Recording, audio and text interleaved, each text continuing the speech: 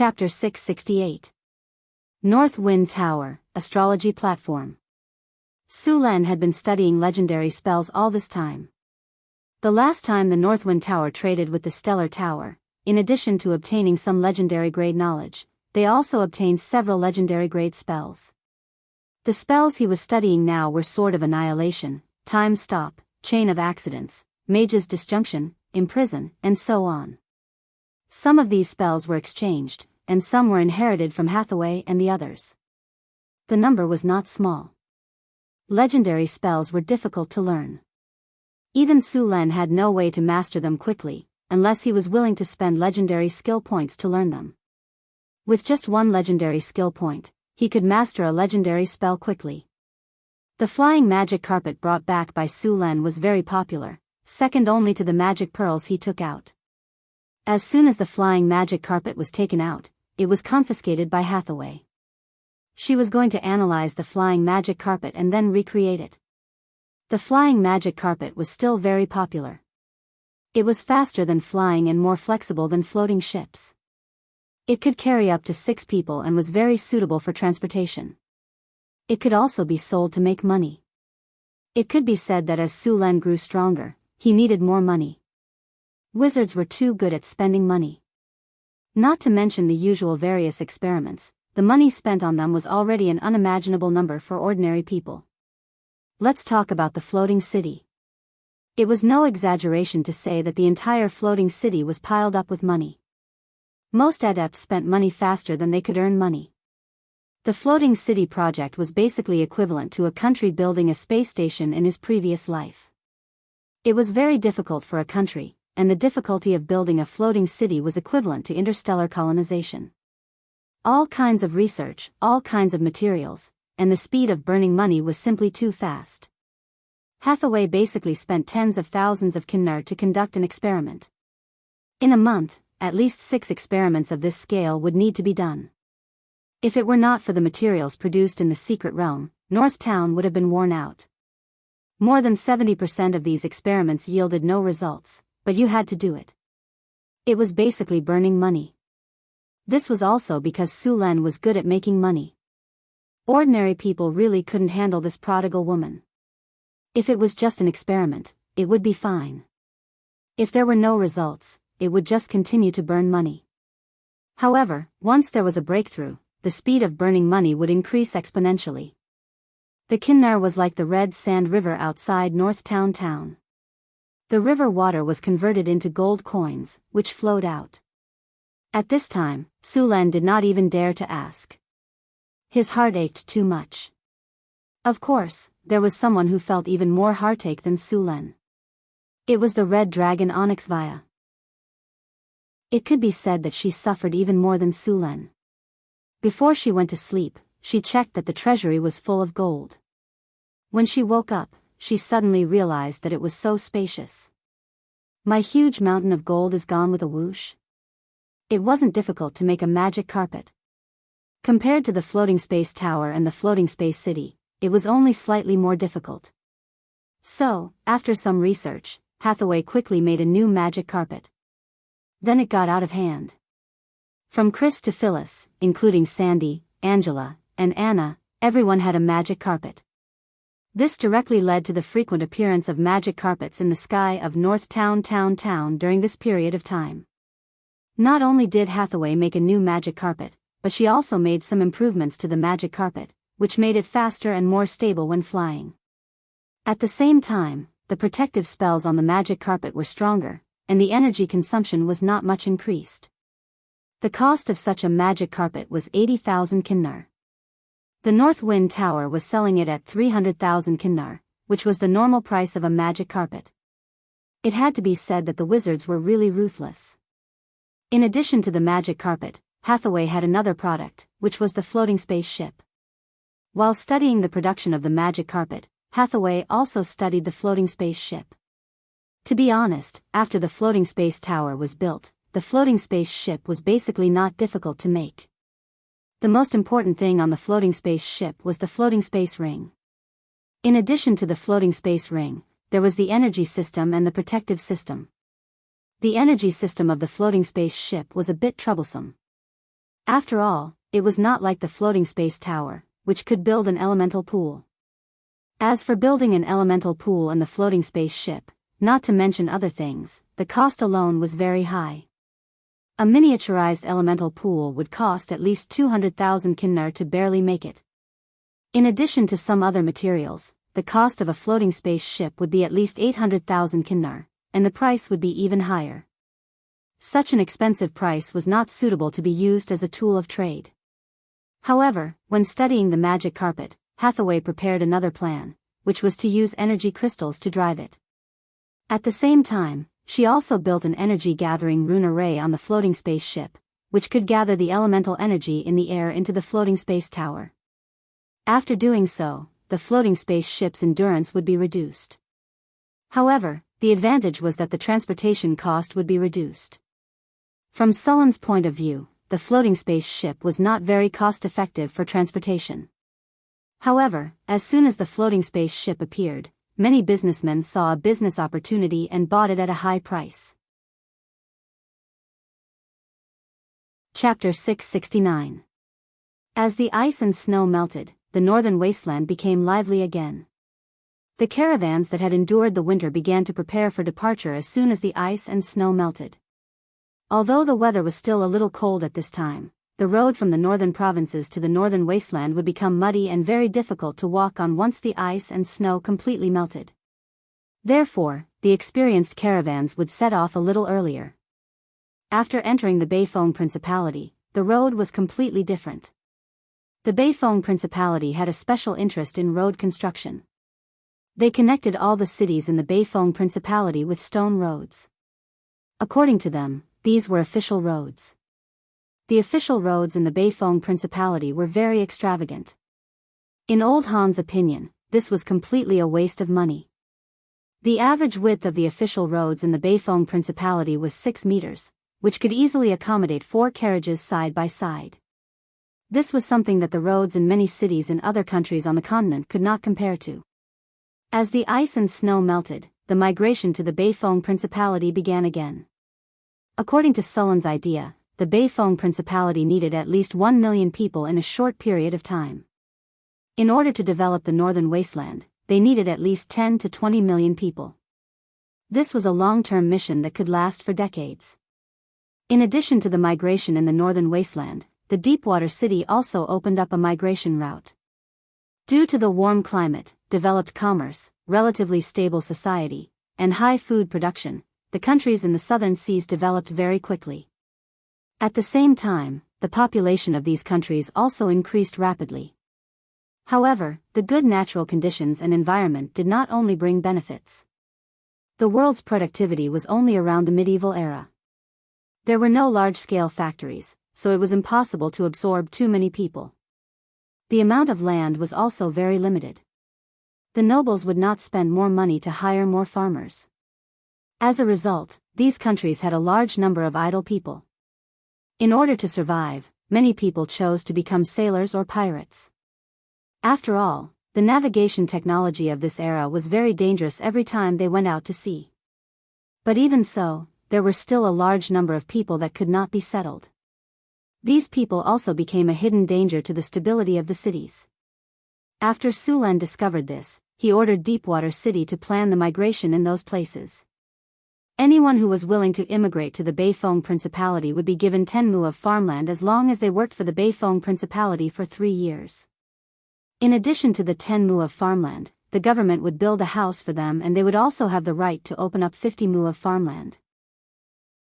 The farmland obtained from the open-up land would be exempt from taxes for 3 years, and only half of the taxes would be collected for 5 years. As for why Sulan didn't offer better terms, it was because the terms he offered were too good. No one would believe him. They would only think that he was a liar. He said that as long as you let him go, he would give you 50 mu of land, a house, and tax exemption. Then they would board the ship, leave the port and sell these people as slaves. This kind of thing had happened many times before. Being on a ship was different from being on land. Once you were on a ship, you had to listen to what others said. In the past, many slave traders used this kind of deceit to make a fortune.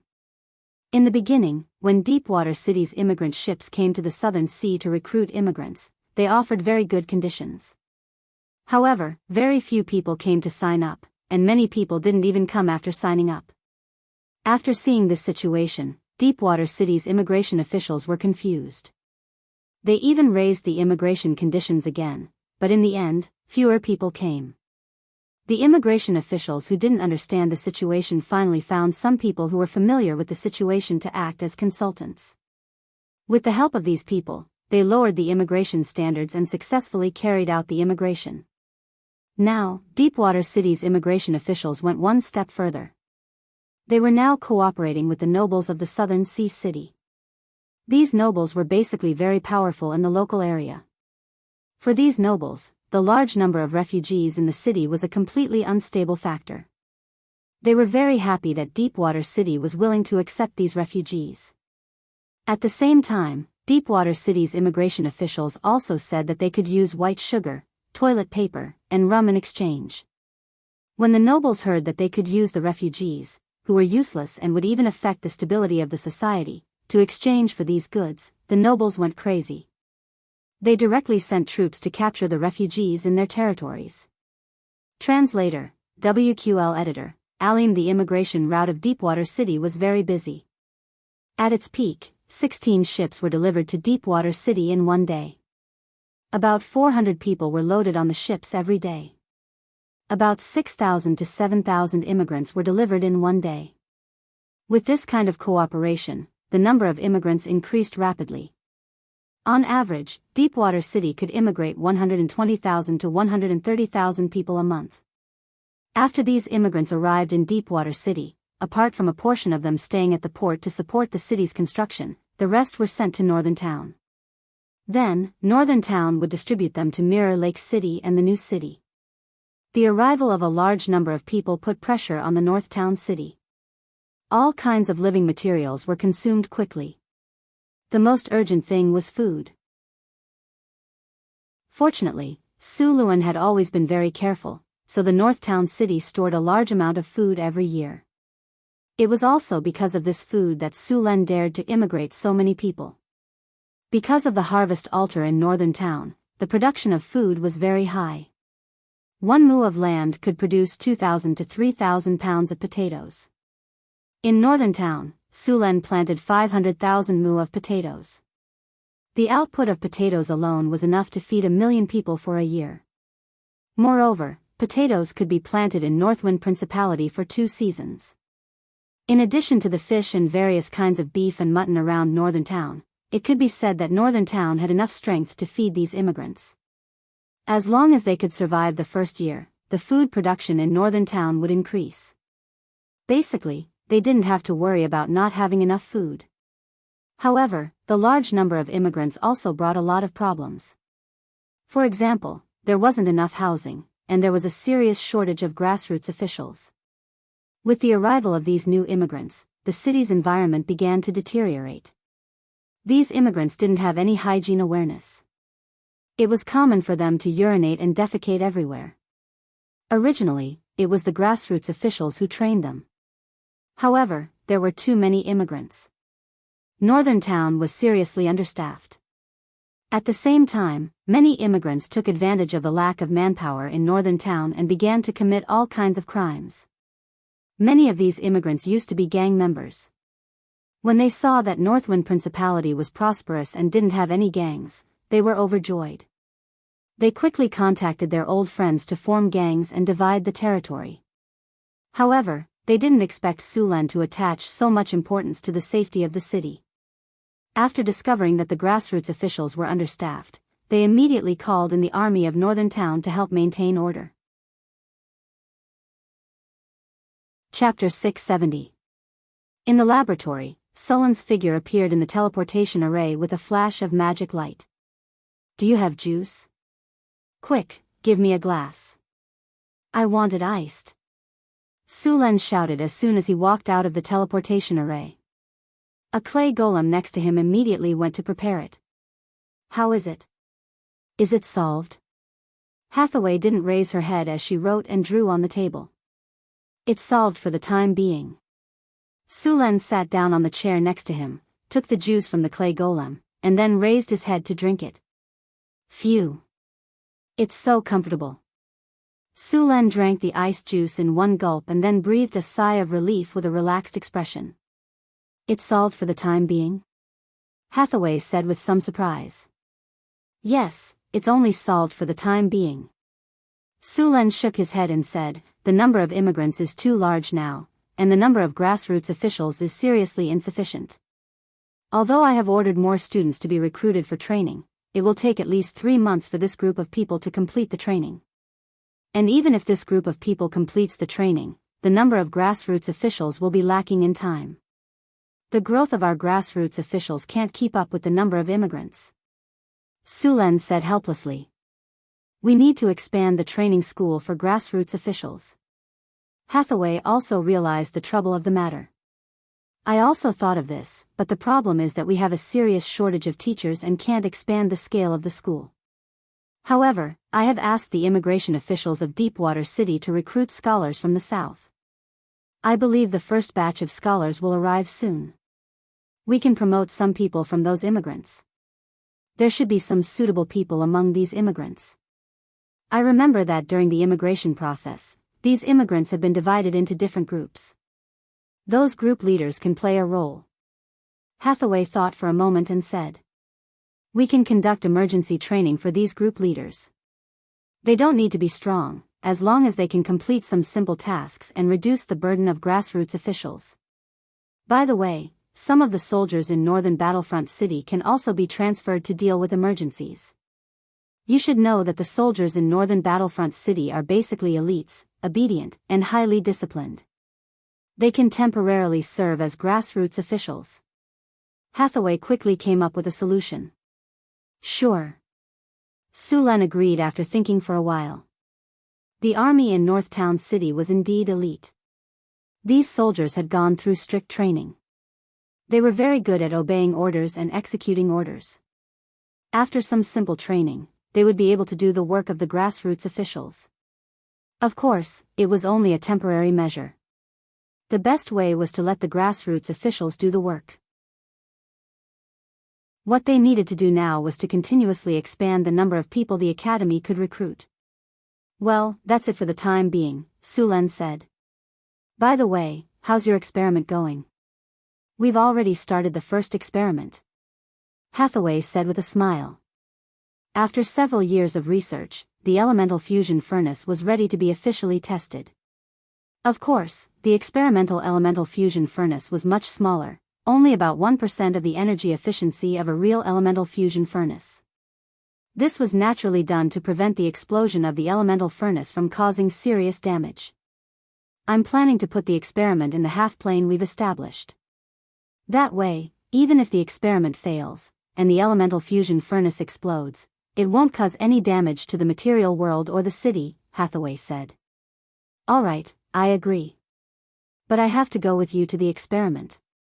You have to stand at a safe distance during the experiment, Sulen emphasized. All right. Hathaway nodded in agreement. This is the experimental version of the elemental fusion furnace I just made. Hathaway snapped her fingers. A space portal opened. Inside the portal was something that looked a little rough and strange. It looks so ugly, Sulen said with a frown.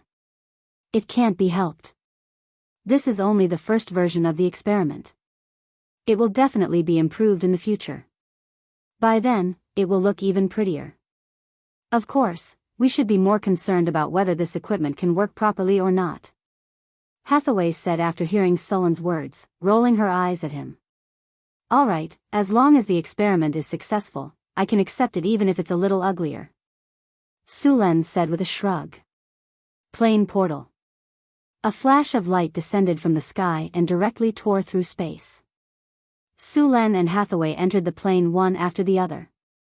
This plane was the half-plane that Sulen and Hathaway had opened together. At this time, the half-plane was already 3 kilometers wide. The half-plane still looked very simple.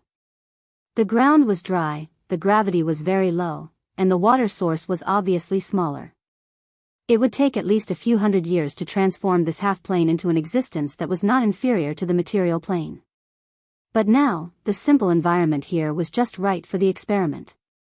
The rock golems are ready. Let them move the elemental furnace over. Sulen kept urging. Soon, the two rock golems carefully moved the elemental furnace over. After arriving at the center of the half-plane, Hathaway did not immediately start the experiment. Instead, she began to set up various defensive runic circles around the elemental furnace. These defensive runic circles would reduce the power of the explosion of the experimental model layer by layer. After all, the half-plane was not large. If it really exploded, these defensive measures would minimize the damage. Although Sulen agreed to use the half-plane as a test site, he did not want the half-plane to collapse in the event of an explosion.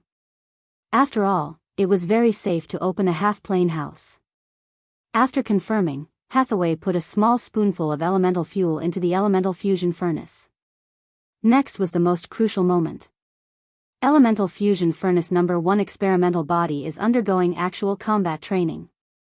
Systems self-check is in progress. Systems self-check has been completed. Connecting the energy channel. Everything was carried out in an orderly manner. All the tests were completed. The elemental fusion furnace experimental body was quickly completed. Hathaway took a deep breath and suddenly opened her eyes. Begin. Elemental fusion furnace number 1 experimental body is in operation. Igniting. An extremely dazzling light fell from the sky. This light beam fell from the sky and instantly hit the fuel in the elemental furnace. The fuel in the elemental furnace was ignited by the light beam and instantly started working. A powerful elemental energy quickly appeared. In just a few minutes, it reached an astonishing level. Then, a shocking amount of energy surged out of the energy channels connected to the elemental furnace. This energy was quickly injected into the half-plane under the effect of the elemental runic circles. With the injection of this energy, the half-plane slowly began to expand. Chapter 671. Light blue elemental energy gushed out of the elemental fusion furnace. The furnace began to operate normally, and large amounts of energy continued to pour out, causing the semiplane to expand. The elemental fusion furnace continued to pour out huge amounts of energy. In just a short while, the amount of energy gushing out had already exceeded the energy consumption of a level 9 spell. According to this standard, the elemental fusion furnace could produce 10 times more energy than an elemental fission furnace in the same amount of time. This was only because the elemental fusion furnace was only an experimental version. If it were an actual elemental fusion furnace, its energy output would be dozens of times greater. As the elemental energy continued to pour out, the semiplane expanded at a speed visible to the naked eye. Sulen and Hathaway did not relax in the slightest. Although the elemental fusion furnace had been operating well for a while, no one could be sure that it was safe before the experiment was completed. Elemental furnace current load is 60%. Current operation is normal. Energy transmission is normal. Elemental furnace target room temperature is 28 million degrees, the temperature is still rising. Binding force field is stable. Elemental combustion is accelerating. Streams of data were constantly being collected, and then appeared on the virtual screen in front of them. On the other side of the virtual screen was a three-dimensional model of the elemental fusion furnace. Every part of the model had a different color, and these colors represented the current state of the elemental furnace. Everything is operating normally now. We can consider increasing the power output. Alex said after confirming that all the data were normal. From the beginning until now, the elemental furnace has been operating according to our plan.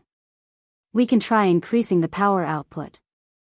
Hathaway said seriously. Then let's begin. Sulen said with a serious expression. Begin pressurizing. With Hathaway's command, the elemental furnace continued to pressurize. The energy binding force field restrained the energy produced by the elemental fusion to the center, and the temperature of the elemental furnace began to rise. Elemental fusion furnace temperature is rising. Current temperature is 32 million degrees. Energy binding force field is operating normally. Elemental furnace output is increasing. Energy channel is operating normally. Current load is 65%. Elemental fuel combustion is accelerating. Searing beam, activate. As the order was given, scorching rays of extremely high temperature were instantly activated, and then heated up the center of the energy binding force field. If one were to observe the interior of the elemental furnace at this time, they would discover that it was as if a small sun had risen inside. Unimaginable light and heat were being emitted from this sun, and a heart-palpitating energy was spreading from here. The originally astonishing energy increased once again. In the monitoring runic array set up by Hathaway, the demiplane's expansion speed increased once again, and the entire demiplane's energy fluctuations were abnormally active. On the virtual projection, the original projection of the elemental furnace began to change. Originally, most of the projections of the elemental furnace were green or blue, but after the increase in efficiency, the color gradually began to change to yellow. As the energy core of the floating space city, the elemental furnace was the energy source of the entire floating space city. The amount of energy it needed to provide was astonishing. How heavy was a city? A floating space tower alone weighed millions of tons. In comparison, the larger floating space city weighed at least hundreds of millions of tons. The amount of energy needed to lift such a heavy object was astonishing, and just lifting it was not enough. The elemental furnace needed to steadily supply energy to the floating space city for a long time, so the requirements for the elemental furnace were even higher. In the period of the ancient arcane empire, only the mice energy nucleus could do this. The mice energy nucleus was a miracle creation that Sulen did not know its specific structure and operation method until now. It did not need to be added with dyes, it was completely clean and pollution-free, and its operation was stable, and its energy output was gentle. It could be said to be a very ideal energy core. It was said that this energy core was made by the goddess of magic and some great arcanists, and it used the power of the magic net. The mice energy nucleus was a hub in the magic net. The magic net was a power woven by the goddess of magic that covered the entire demiplane. The existence of the magic net made the originally free and violent elemental energy calm down and tame the energy. This big net that covered the demiplane could control an amazing amount of energy. From the age of thorium to the early period of the Arcane Empire, all the floating space cities relied on the magic net and the mice energy nucleus. The reason for the end of the age of thorium was that a great arcanist at that time coveted the authority of the gods and wanted to seize control of the magic net. As a result, the moment he succeeded, the magic net exploded, leading to the collapse of the magic net on the material plane. This sudden disaster directly caused the floating space cities of the age of thorium to fall from the sky. At the same time, the collapse of the magic net also caused a large number of arcanists to be unable to cast spells. Only a few talented arcanists had a leap in their strength. By the time of the Arcane Empire, the arcanists learned the lesson of the destruction of the age of thorium and began to create energy hubs that did not rely on the magic net. The elemental furnace was born on this basis. Because of the great arcanist, the gravedigger of the age of thorium, the goddess of magic blocked spells above the 10th circle, and at the same time, blocked a lot of knowledge. The arcanists once again established a glorious arcane civilization from the ruins of the age of thorium. However, the floating space cities were still not solved. The only floating space cities were basically built together with the goddess of magic. Some wizards also found one or two complete mice energy nuclei from the ruins of the age of thorium. In order to develop another energy source that could replace the mice energy nucleus, these arcanists also began to study the power of the magic net. After in-depth study of the magic net created by the goddess of magic, these great arcanists combined the characteristics of the magic net with the riddles after many years of research and finally created something very similar to the magic net. This was called the artificial magic net, but unlike the magic net of the goddess of magic, which could cover the material plane, the artificial magic net could only cover an area of 50 kilometers around the floating space tower. But even so, the power of this artificial magic net was extremely amazing. In the artificial magic net, the great arcanists did not have to worry about the lack of magic power at all. The artificial magic net could provide almost endless energy. This was also the reason why the great arcanists during the Arcane Empire could rival the gods. Chapter 672. The reason why the gods were powerful, in addition to their amazing power, was that their god's kingdom could provide them with a steady stream of divine power. Although the divine power possessed by the gods themselves was huge, it was also limited. However, the gods could continuously replenish their divine power through their god's kingdom. As long as the divine power in their god's kingdom was not exhausted, their divine power would not dry up. After the great arcanists had the artificial magic net, they also had the power similar to the gods. As long as they were in the range of the artificial magic net, the great arcanists could get a steady stream of divine power. In addition to the artificial magic net, another important core was the elemental furnace. The development of the elemental furnace was very difficult. After all, magic energy was a very violent energy, and a little carelessness could cause serious consequences. In history, there had been several energy leaks in the floating city of the Arcane Kingdom, which had led to serious consequences. The most serious case even directly led to the abandonment of a floating city. This kind of energy pollution was also very serious to the natural world.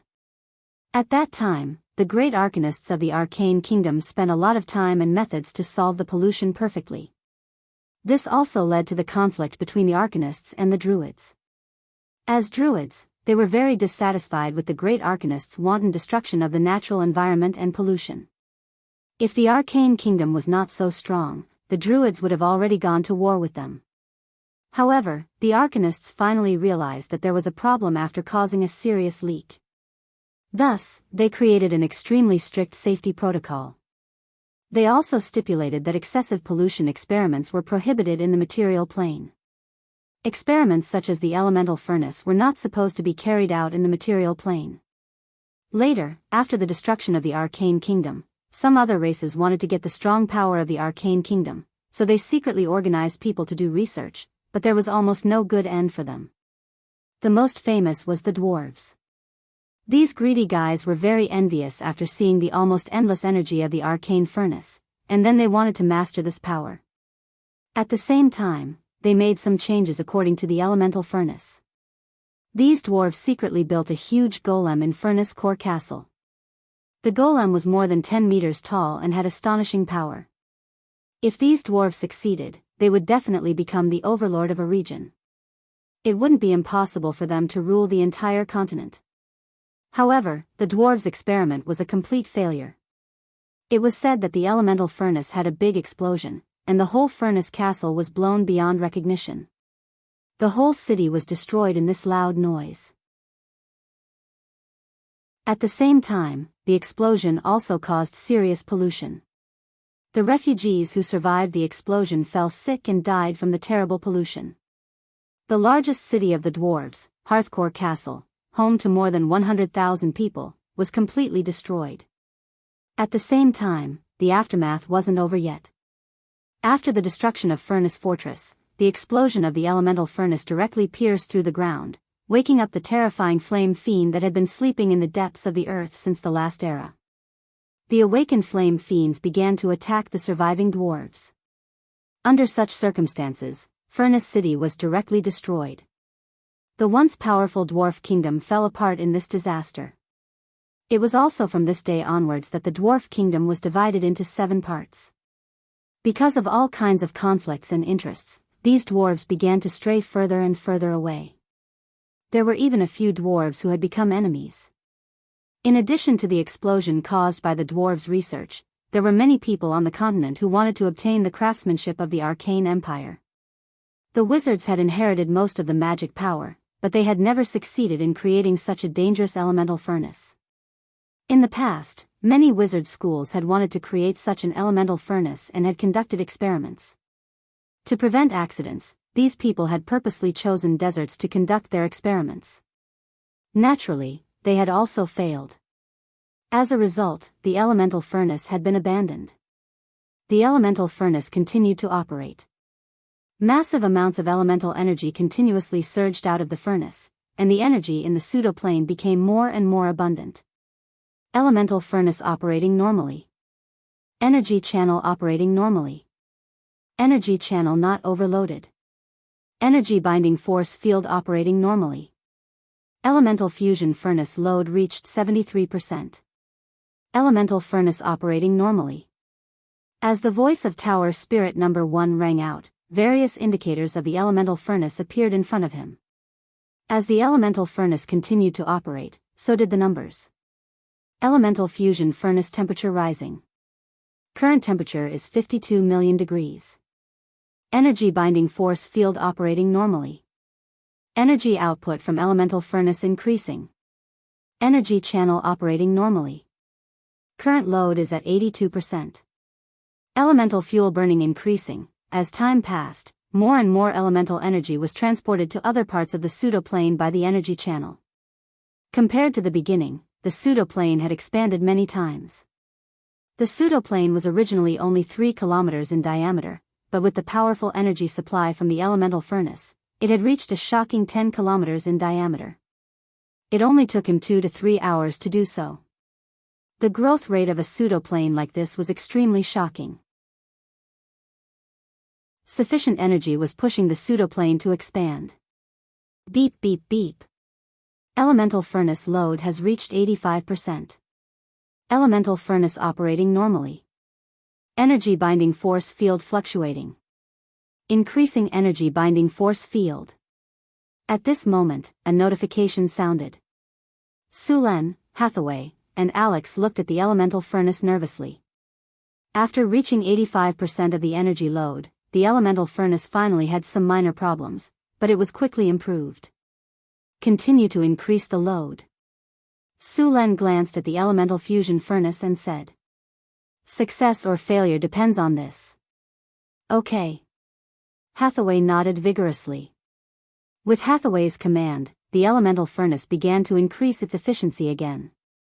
Continue to increase the load. On the elemental furnace model, the original green and blue had completely disappeared, replaced by yellow and red. It was still increasing. The load of the elemental furnace also began to increase, and soon reached 95%. Seeing this, Hathaway took a deep breath and ordered to continue increasing it. At this moment, a large area of red suddenly appeared on the elemental furnace model. At the same time, Tower Spirit number 1 began to sound the alarm. "Warning, warning, the elemental furnace is collapsing. Immediately stop the experiment." Boom. Chapter 673. Warning. Warning. There is a strong fluctuation in the binding force field. Warning. Warning. The pressure in the combustion chamber is rising rapidly. Warning. Warning. The cooling system has failed. Warning. Warning. The heat shielding system has collapsed.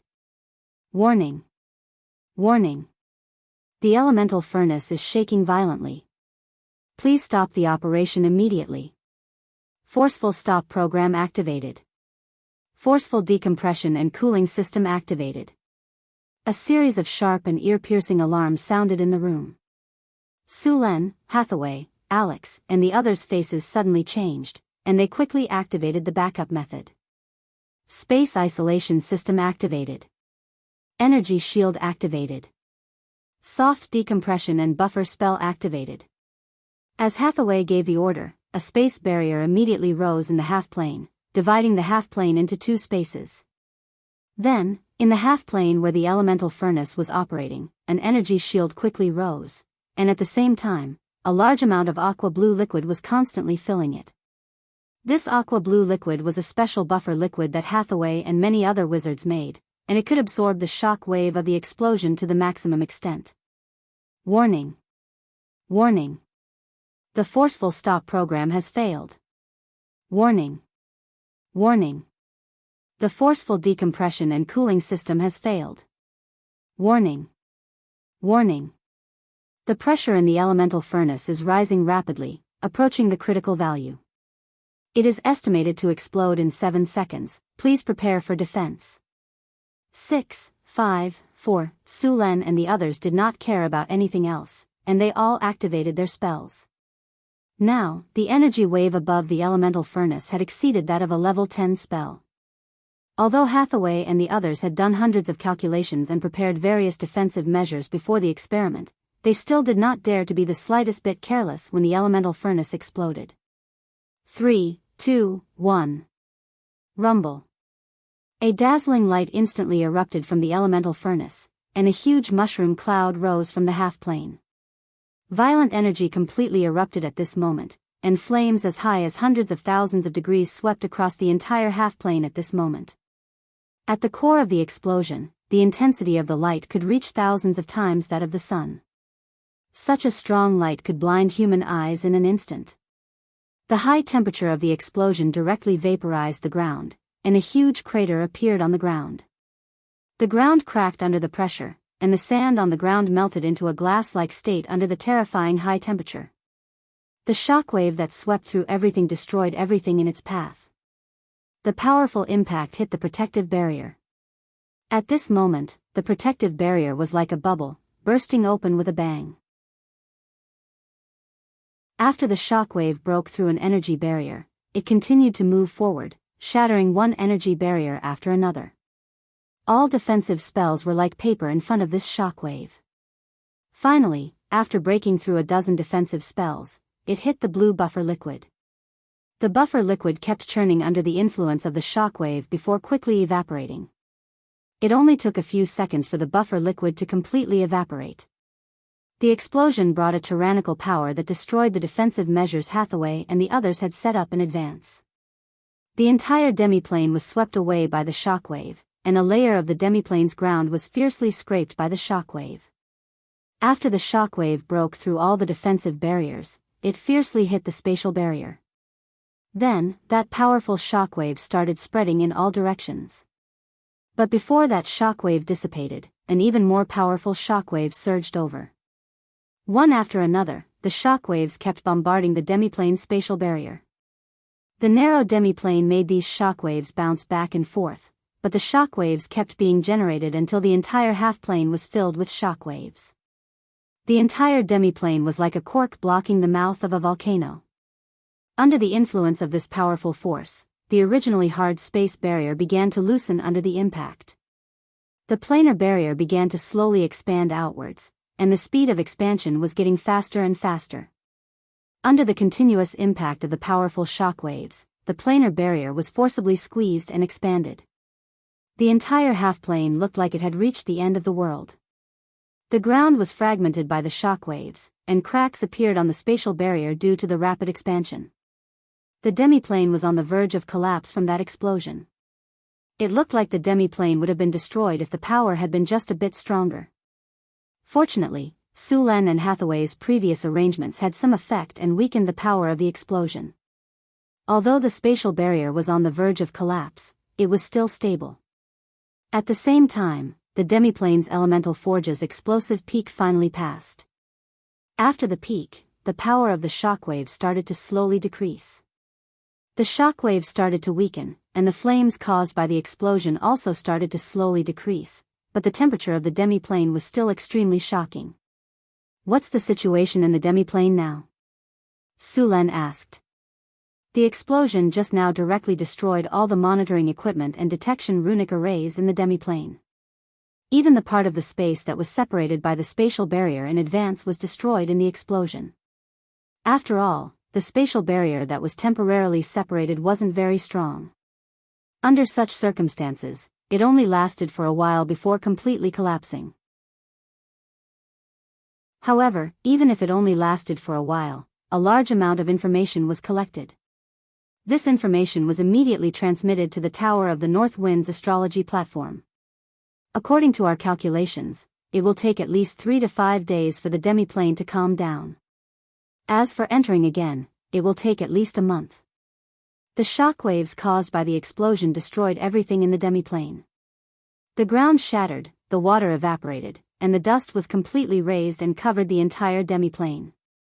This dust will continue to float above the demiplane for at least half a year. The most serious thing is the magic energy pollution caused by the explosion. This kind of pollution will cause serious harm to living things. If this pollution isn't cleaned up, it will exist for at least 30 years.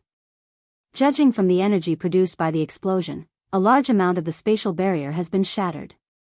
It is very likely that a spatial storm will appear in the plane. However, this is also a good thing. The creation of a spatial storm can help us clean up the pollution faster. Although this experiment failed, we still gained a lot of benefits. Chapter 674. The impact of the explosion expanded the demiplane by 5 times. In addition to the expansion caused by the input of energy from the elemental furnace, the entire demiplane is now 7 or 8 times larger than before. As long as the magic energy pollution is removed, this demiplane can be used as a logistics base for the floating city. Hathaway said with a smile. Those spatial rifts still need to be repaired. With the pollution, we won't be able to use this demiplane for the time being. Sulen shook his head. At this moment, Chris suddenly said, I have an idea. Oh, what idea? Sulen asked with some interest. Although this demiplane is polluted and has spatial storms, and although ordinary people can't survive, there are still other creatures that can. At the very least, the high-level demons of the abyss can, Chrissy explained. The environment in the abyss was very bad. Sulen had been there before, so he naturally knew that the environment in the abyss was even worse than the demiplane's current situation. Since demons could live in the bottomless abyss, they would naturally be able to live in this demiplane. Of course, ordinary demons can't survive in this environment, so our target is the high-grade demons. With my current ability, I can enslave about 10 high-grade demons. Chris nodded. This is indeed a good idea.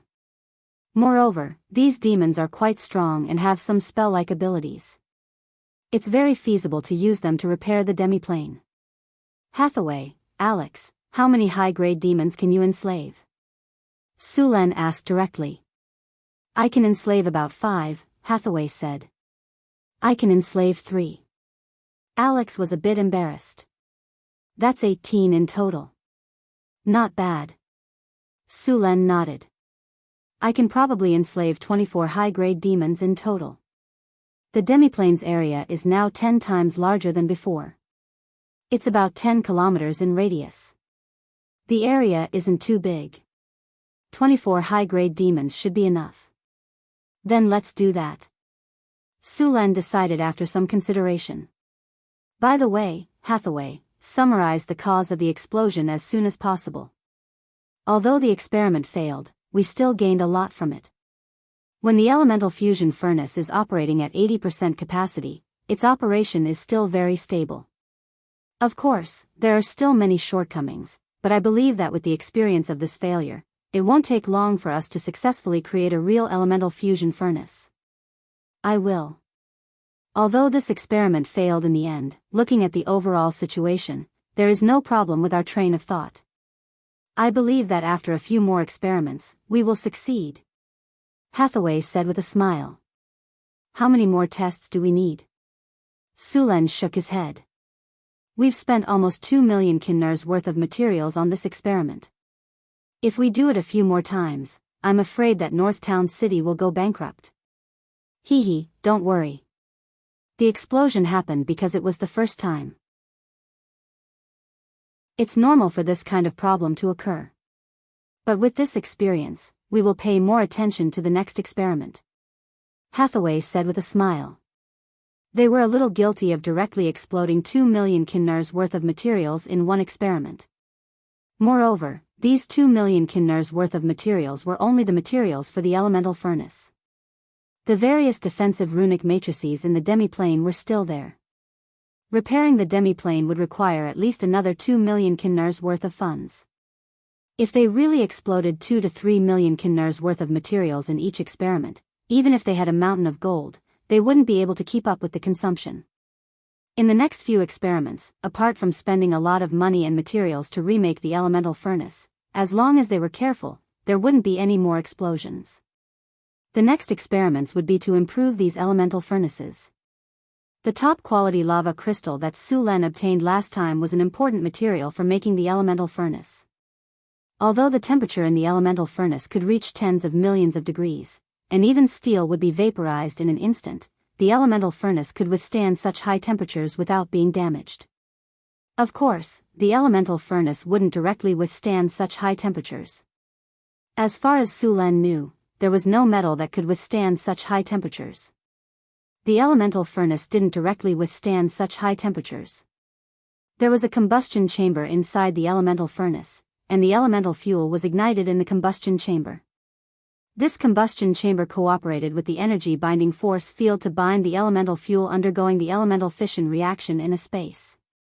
This was equivalent to a small sun. The energy released by the elemental fission would be collected and converted by the energy conversion runic matrices next to it. Then, the energy would be transmitted through the elemental energy channel. In fact, the theoretical knowledge of the elemental furnace had been completed long ago. The difficulty lay in the materials. Although they didn't need materials that could withstand the high temperatures of tens of millions of degrees, the materials that could be used to make the combustion chamber were still very precious. In addition to the materials, there was also the runic magic matrices. The materials needed for the energy-binding magic matrices were also very precious.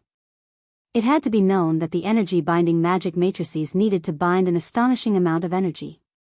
After the elemental fuel underwent the fission reaction, the energy released every minute could reach the level of a level 9 spell or even higher. If the energy-binding magic matrices didn't have enough power to bind such energy, it would cause the small sun to go out of control. A large amount of energy would directly rush out of the combustion chamber, and the combustion chamber would be destroyed by the high temperature in an instant. After the combustion chamber was destroyed, the other parts of the elemental furnace wouldn't be able to withstand such high temperatures. As a result, the elemental furnace would directly explode like the previous experimental body. The materials needed to make the energy-binding magic matrices were very precious. It required more than a dozen high-quality magic gems. At the same time, it also needed orichalcum, mithril, and other metals. In general, such an energy-binding magic matrices required 300,000 to 500,000 kinnar. After many simulation experiments, Hathaway finally made such an energy-binding magic matrices. But this time, there were still some problems and needed to be improved. However, this time, the energy-binding magic matrices could reach more than 80% power. There weren't many things that needed to be changed. In fact, the elemental furnace that Su Len and Hathaway were going to make was slightly higher than the standard from the beginning of the design. This way, even if the elemental furnace could only reach 90% power, it would be practical. Chapter 675. The failure of the elemental fusion furnace experiment did not affect Northern Town at all. Other than Su Len and a few others, no one knew about this experiment. The explosion in the half-plane did not affect other places at all. Although the demi-plane was riddled with holes, Northgard City was still prosperous. The morning sun dispersed the mist that covered the city, and the Pearl of the Northern region woke up. As soon as Su Luen got up, Angela and Anna brought over the breakfast they had prepared earlier. There was a delicate fruit salad, a large piece of ham sandwich, and a piece of roasted meat with tantalizing aroma. You'll get tired of eating these things every day, no matter how delicious they are. Su Luen picked up the breakfast and tasted it. Su Len said as he ate, "When we have time, I'll ask Frodo to make spicy soup, tofu pudding, fried dough sticks, and steamed dumplings." Su Len had not tasted these things for more than 10 years, and he suddenly wanted to try them again. After Su Luen finished breakfast and went out, other people in the Wizard Tower were already busy in an orderly manner. Because the palace in the North City had been demolished, Su Luen had now moved to the North Wind Tower to live. Although the North Wind Tower was not as big as the palace, it had many advantages. The rooms were close to each other, so it was convenient for him to visit at night. If he was in the mood, he could go to the rooms of Chris, Hathaway, and Karina. After breakfast, Su Len did not go to the lab directly. Instead, he went to the Northwind Academy. The Northwind Academy had recruited more than 10 wandering wizards with good conditions. Most of them were intermediate to low-ranking wizards. As for high-ranking wizards, it was very unlikely. After all, most high-ranking wizards would choose to join a wizard organization or establish a wizard family. Compared to low-ranking wizards, high-ranking wizards would spend a lot of time on all kinds of experiments. These experiments required a lot of magic materials, and it would take a lot of time for them to gather all the materials for their experiments. Wandering adepts had to spend a lot of time collecting materials, or earn a lot of money to buy materials. As a result, wandering adepts didn't have much time to conduct experiments. As a result, their strength, knowledge, and other aspects were far behind the Academy adepts. Although the low-ranking wizards recruited by the Northwind Tower were not very powerful, they were more than enough to teach apprentices. Finally, Hathaway and Alex did not have to take out some time to teach them every month. There were thousands of apprentices in the Northwind Academy. Of course, according to the normal rate of promotion, about 60% of them would become rank 1 wizards, and the rest could only be apprentices. The resources of the Sorcerer Academy were limited. It was impossible for them to provide everything to all the apprentice sorcerers. Also, due to the problem of their own aptitude, those apprentice sorcerers would need 5 or even 10 times more resources to become an official sorcerer than a sorcerer with good aptitude. Just like any other Sorcerer Academy or sorcerer organization, the Northwind Academy was a sorcerer organization. The Sorcerer Academy would not provide all the resources that the apprentice sorcerers needed. Instead, the apprentice sorcerers needed to do all kinds of work in exchange for those resources, even knowledge. It was not easy to become a wizard. In addition to their own efforts, other knowledge, luck, and so on were indispensable. Although the Northwind Academy had only been established for a few years, with the support of the Northwind Tower and Su Luan, it had developed very quickly. Looking at the numerous wizard apprentices rushing through the academy, Su Luan's heart was surging with excitement. He looked at these people as if he was looking at a group of green leaks. These wizard apprentices would be an important labor force in the floating city in the future. The floating city was in the era of the Arcane Empire, and it was also the crystallization of the wizard's highest wisdom. A large number of wizards would be required to exert its full power. There were a lot of jobs in the floating city that needed them. Although the tower spirit was very intelligent and could help Sulen control the entire floating city, the cost of a tower spirit was too high. Even Sulen could not make hundreds of tower spirits to work in the floating city.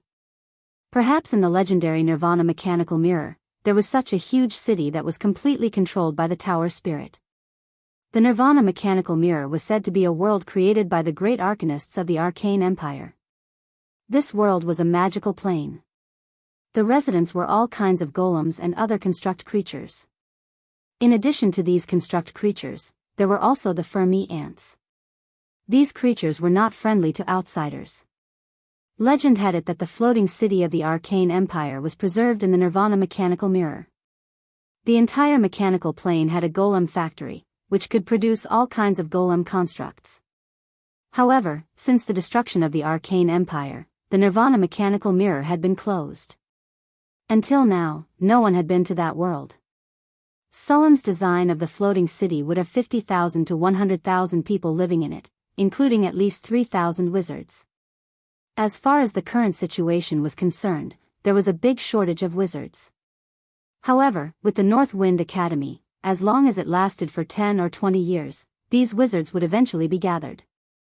After patrolling around the Northwind Academy, Sulen returned to the Northwind Tower. In the astrology platform, Hathaway's fingers shook slightly, and a flash of light flashed in an instant. Then, a three-dimensional image appeared in front of everyone. This is the first phase model of the floating city. In our plan, this city will have a perfect ecological system that can simulate the environment in the main material plane to the greatest extent. It includes a life support system, an air circulation system, a water circulation system, and an elemental balance system. The life circulation system is used to transform the waste produced in the floating city into various nutrients and other substances to maintain the growth of other creatures in the floating city. The air circulation system is composed of 12 air cabins and 6 conversion rune matrices. They can purify, transform, and decompose the air to release the air that ordinary people need. At the same time, it is connected to the outside of the wind elemental plane. This place can provide us with sufficient air. The water circulation system is composed of 3 artificial lakes.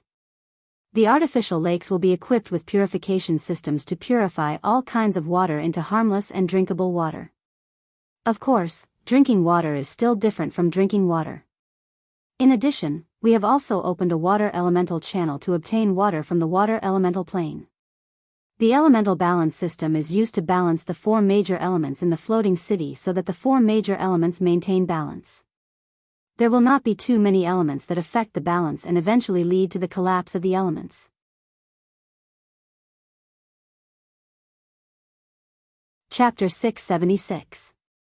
On the long table, Hathaway unfolded the parts of the floating city one by one and showed them to the other high-grade wizards of the Tower of North Wind. The construction of a floating city required hundreds of thousands of parts. It required a lot of manpower. A group of wizards from the Tower of North Wind surrounded the 3D model that Hathaway showed them.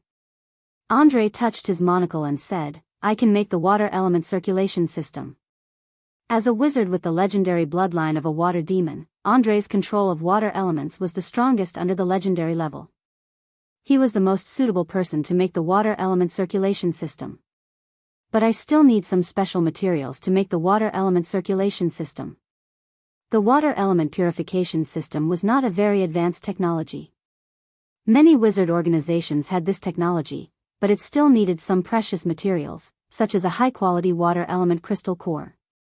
Normal water element crystal cores could be used to make a small water element circulation system, but the large water element circulation system used in the floating city required at least a high-grade water element crystal core. A water element crystal core of this quality could only be obtained by going to the water element plane. "I need to go to the water element plane," said Andre. "Do you need me to send someone with you?" Andre shook his head and said, "No need. My bloodline allows me to be like a fish in water in the water element plane. Other people will only slow me down." "All right then." Sulen nodded and said, "Leave the air circulation system to me." Seeing that the water element system was taken over by Andre, Alex said. As a legendary figure who had divinity and mastered the law of the wind element, making the air circulation system was a piece of cake for Alex. With her strength, it was not a problem for her to go to the wind element plane or open up an elemental tunnel later. "Leave the life circulation system to me," Hathaway said when she saw that both the air and water circulation systems were being made. Sulen looked at Hathaway with surprise and said, "You're in charge of the elemental furnace and you still have time to deal with the life circulation system?" "It's okay. The elemental furnace is already half completed. The rest of the work is not much. Just leave the life circulation system to me," Hathaway said with a smile. "All right then." Seeing Hathaway's insistence, Sulen nodded and agreed. Sulen and Hathaway did not talk about the life cycle system in detail. This life cycle system was a bit special. Sulen and Hathaway needed the wisdom tree to carry it out. This circulation system was only owned by a few wizard organizations, and Suren and Hathaway were only thinking of an alternative. Other than these, the elemental balance system was much simpler. He only needed to build an elemental pool, and then set the critical points of various elements in the elemental pool. If there was more to be extracted and less to be replenished, it would be fine. Other than the fact that the elemental pool was a little expensive to build, there was no other difficulty. "Since the tasks have been assigned, we'll wait for you to finish them. As long as you don't take more than 2 years, it'll be fine," Sulen said in a deep voice. It would take a long time to build the floating city. Even if they directly used the North Town city to modify it, it would take at least a few years. Therefore, they were not in a hurry to install these supporting systems. As for the other things, let's distribute them for construction. There were still a lot of things to do in the floating city. Sulen only arranged a part of it this time. In the blink of an eye, more than a month had passed. During this time, Hathaway carried out another experiment with the elemental furnace. With the experience from last time, these elemental furnaces did not explode. Of course, there were still some problems, and this experiment ended up consuming hundreds of thousands of kinnar. The elemental furnace was constantly being perfected. Sulen, Hathaway, and Chrissy also began to summon demons. Demonology was a very important subject in the wizard school. Wizards had done a lot of research on demons. After all, demons were, in a strict sense, on the same level as the angels created by the gods. Demons also had a powerful ability to evolve. The original form of the Tana-Re demon was just a soul worm. This kind of creature could be stomped to death by a normal person. However, after countless battles, this soul worm could grow into a powerful Baylor demon. From the weakest existence all the way to a powerful legendary demon, it was simply incredible. In addition to the powerful ability to evolve, demons also had divinity. Of course, it was different from the divinity of the gods. The divinity of demons was chaotic, depraved, and so on. Many of the demigod liches extracted divinity from these demons. Demons were essentially soul creatures. Wizards were very interested in demons, especially this kind of evolutionary genetic chain. Many wizards were very envious of this kind of evolutionary ability. They wanted to have this ability, but so far, no one had succeeded. The research of these wizards was not without results. Demon warlocks and enslaving demons were all invented by them. In a special laboratory in the North Wind Tower, there was a tall altar in the center of the laboratory. There were a lot of strange symbols around the altar, and there was blood smeared on the side. A corpse was lying on its back. There was a dagger in the corpse's heart, and a lot of blood was flowing out from the heart. The whole altar looked gloomy and horrible, and it made people feel a chill in their hearts. This was the altar where Sulen and Hathaway were summoning demons. It was not easy to summon a high-grade demon. Sulen sent a few death row prisoners from the death row prison, and then used them to summon demons. As a light rose from Hathaway's body, a chaotic, twisted, and evil power appeared on the altar. Blood flowed on the ground, and the surrounding walls were carved with various demon reliefs. These demons looked ferocious and horrible, but they were lifelike. It seemed that they would come to life in the next second. The special corpse oil candles burned quietly. After the light flashed, a strong negative energy quickly appeared. Then, all the candles turned dark red. Evil, resentful, and chaotic whispers suddenly appeared. These were the whispers of the demons. At the same time, it was also called blasphemy by the church's priests. Sulen and Hathaway stared at the altar. As the evil and chaotic energy continued to grow, it finally rose to the top. Then, a strong spatial wave came, and a dark red portal appeared on top of the altar. In the next second, a tall figure went through the portal. Who is summoning the Almighty? Bang! Sulen's body flashed and appeared on the altar in an instant. Without saying a word, he punched the demon with his big fist and directly hammered it down. Cut the crap and get ready for the next one. Chapter 677. Who dares to attack the great? The Baylor roared. It wanted to resist, but its huge body was pressed to the ground by a foot. It couldn't move at all. Shut up. Sulen slapped the Baylor. The powerful force made the Baylor dizzy. Hathaway smiled and walked forward. She waved her staff quickly. A light flashed and instantly went into the Baylor's body. A silver magic chain slowly appeared on the Baylor's body. After seeing this chain, Sulen let go of his foot. The Baylor that was struggling jumped up and was about to slash down. However, as soon as it moved, the silver rune chain on its body flashed. The Baylor that was about to attack stiffened. Ah! With a painful roar, the Baylor fell to the ground in pain. What happened? Damn it, you want to control me. Don't even think about it. Even if I die, I won't give in to you despicable wizards. The Baylor roared angrily after noticing the strange state of its body. Half an hour passed. Master, what can I do for you? The 3-meter-tall Baylor tried to shrink his body and half-bowed to Sulen with a fawning look. After a few days, Sulen, Hathaway, Alex, and Chris finally enslaved more than 20 high-grade demons. These high-rank fiends included Baylors, Glabrizu, six-armed snake fiend, soul judgment fiend, and other high-rank fiends. After completing the enslavement, Su Luan and the others went to the demiplane again.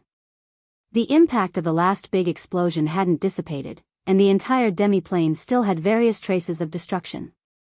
In order to protect this demiplane and prevent the demiplane from completely collapsing, Su Luan and Hathaway reinforced the demiplane after the explosion. As soon as Su Len entered the half-plane, he felt that the pollution index here was off the charts.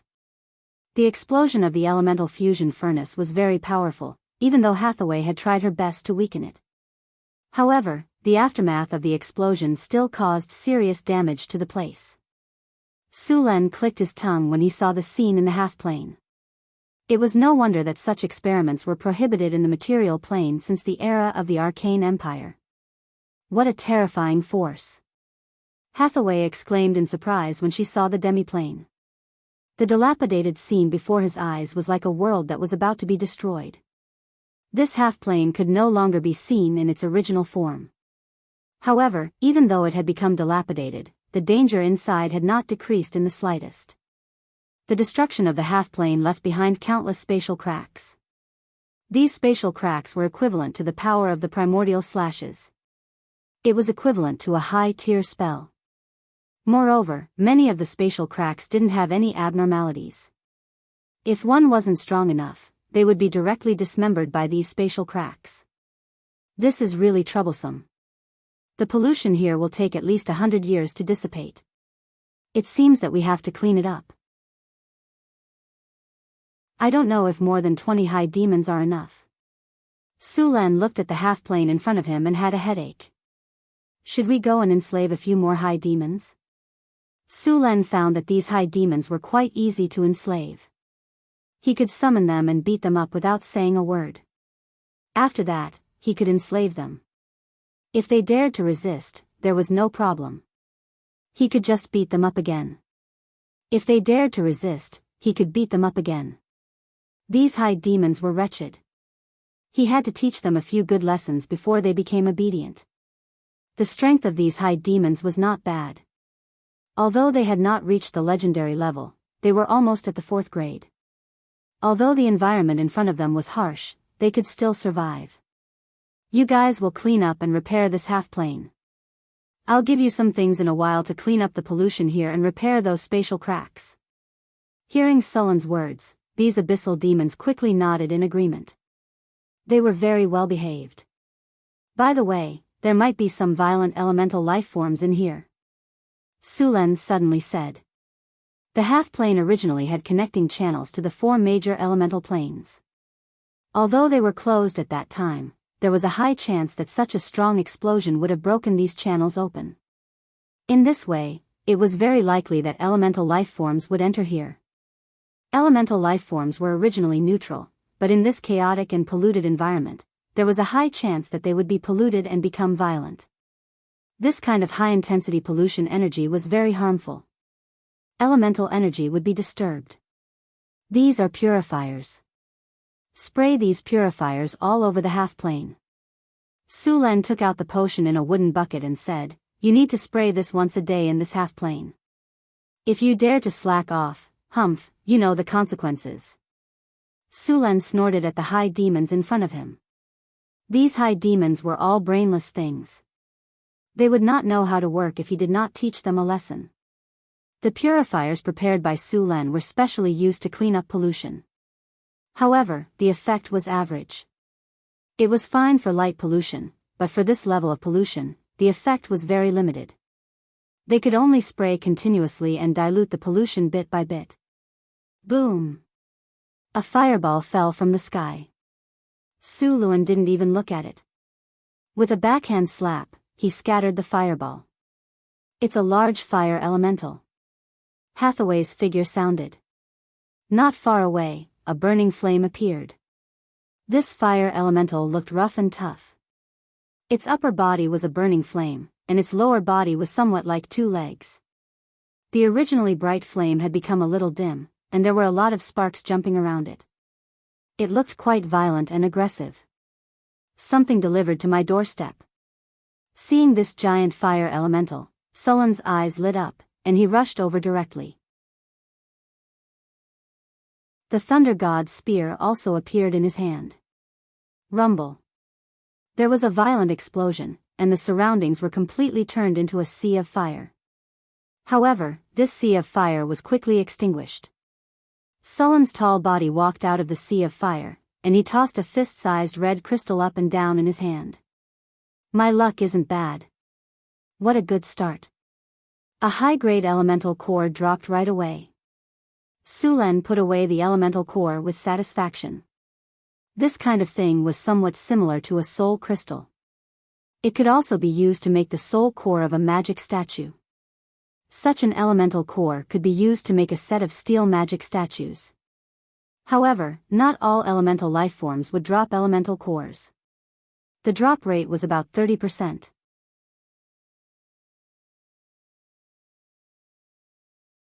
Chapter 678. Sulen was also very happy to see the elemental cores drop. No one would complain about having too many elemental cores and soul crystals. With the golem factory, Sulen would never have enough elemental cores and soul crystals. After seeing the elemental cores drop, Sulen's interest was clearly piqued. After ordering the high demons to repair the plane, he directly started cleaning up the berserk elements in the demiplane. Most of the berserk elements in the demiplane were wind and fire elements.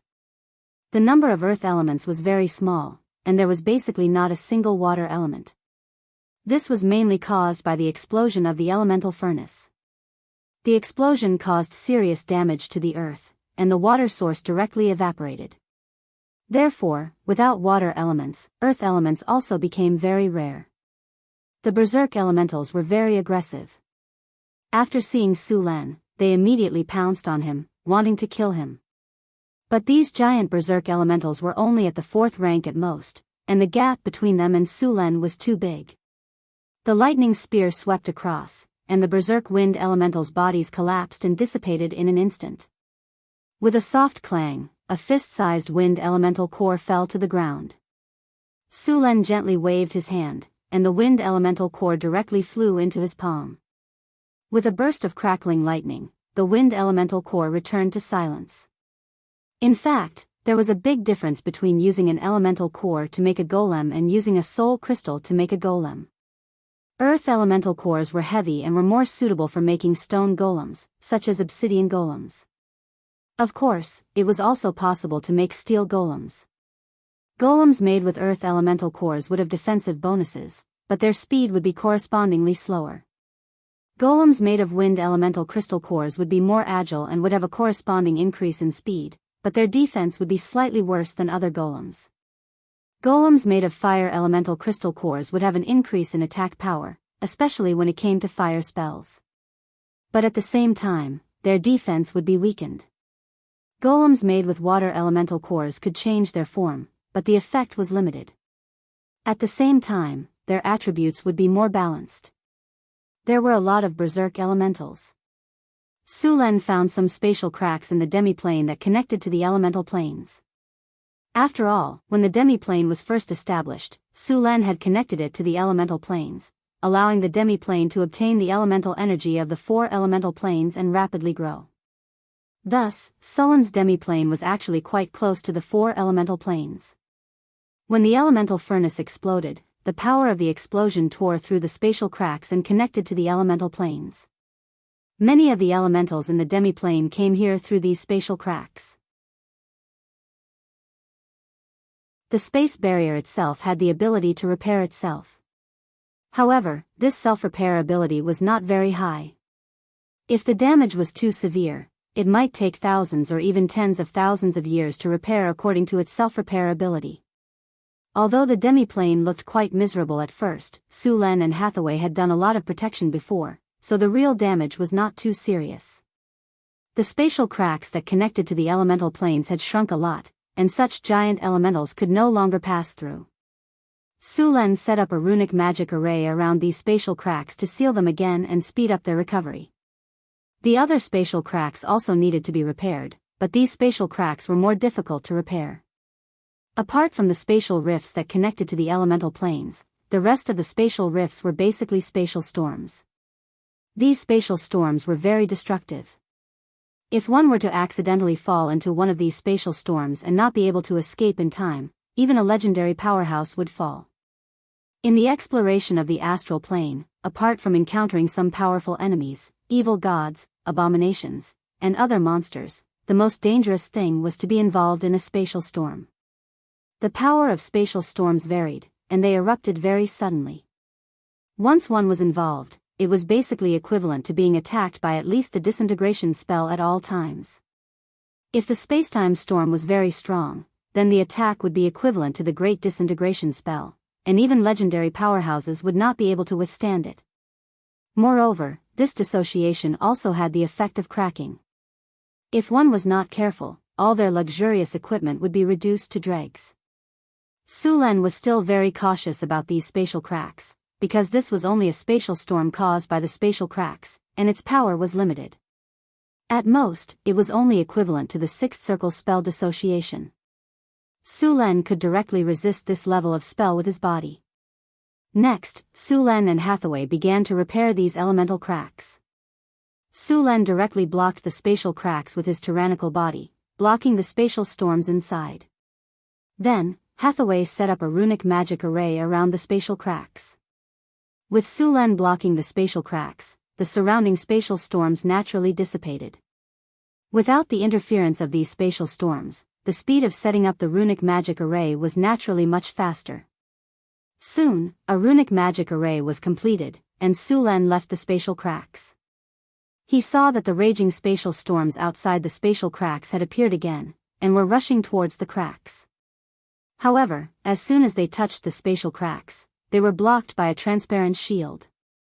Without the interference of the spatial storms, the spatial cracks began to recover faster. The spatial cracks that would have taken at least 5 or 6 years to recover now only took a little more than a year.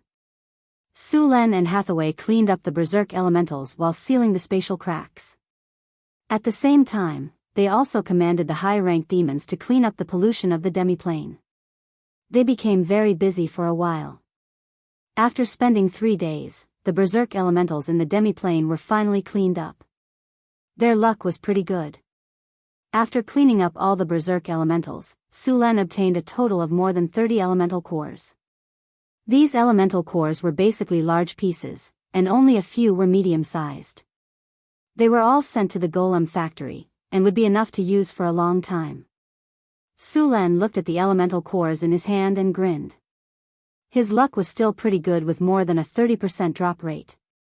Elemental cores were still very mysterious. Sometimes, killing a dozen elemental cores might not necessarily result in one drop, and sometimes, it would continuously drop. However, legendary elemental creatures were bound to drop elemental cores after death. It was just that very few dared to go to the elemental planes to hunt legendary elemental creatures. After all, elemental creatures in the elemental planes would be enhanced and become very difficult to deal with. Moreover, elemental creatures were rare creatures that could be the rulers of high-rank elementals. If one was unlucky, it was very likely that they would be ganged up on by a legendary elemental creature leading a large number of elementals.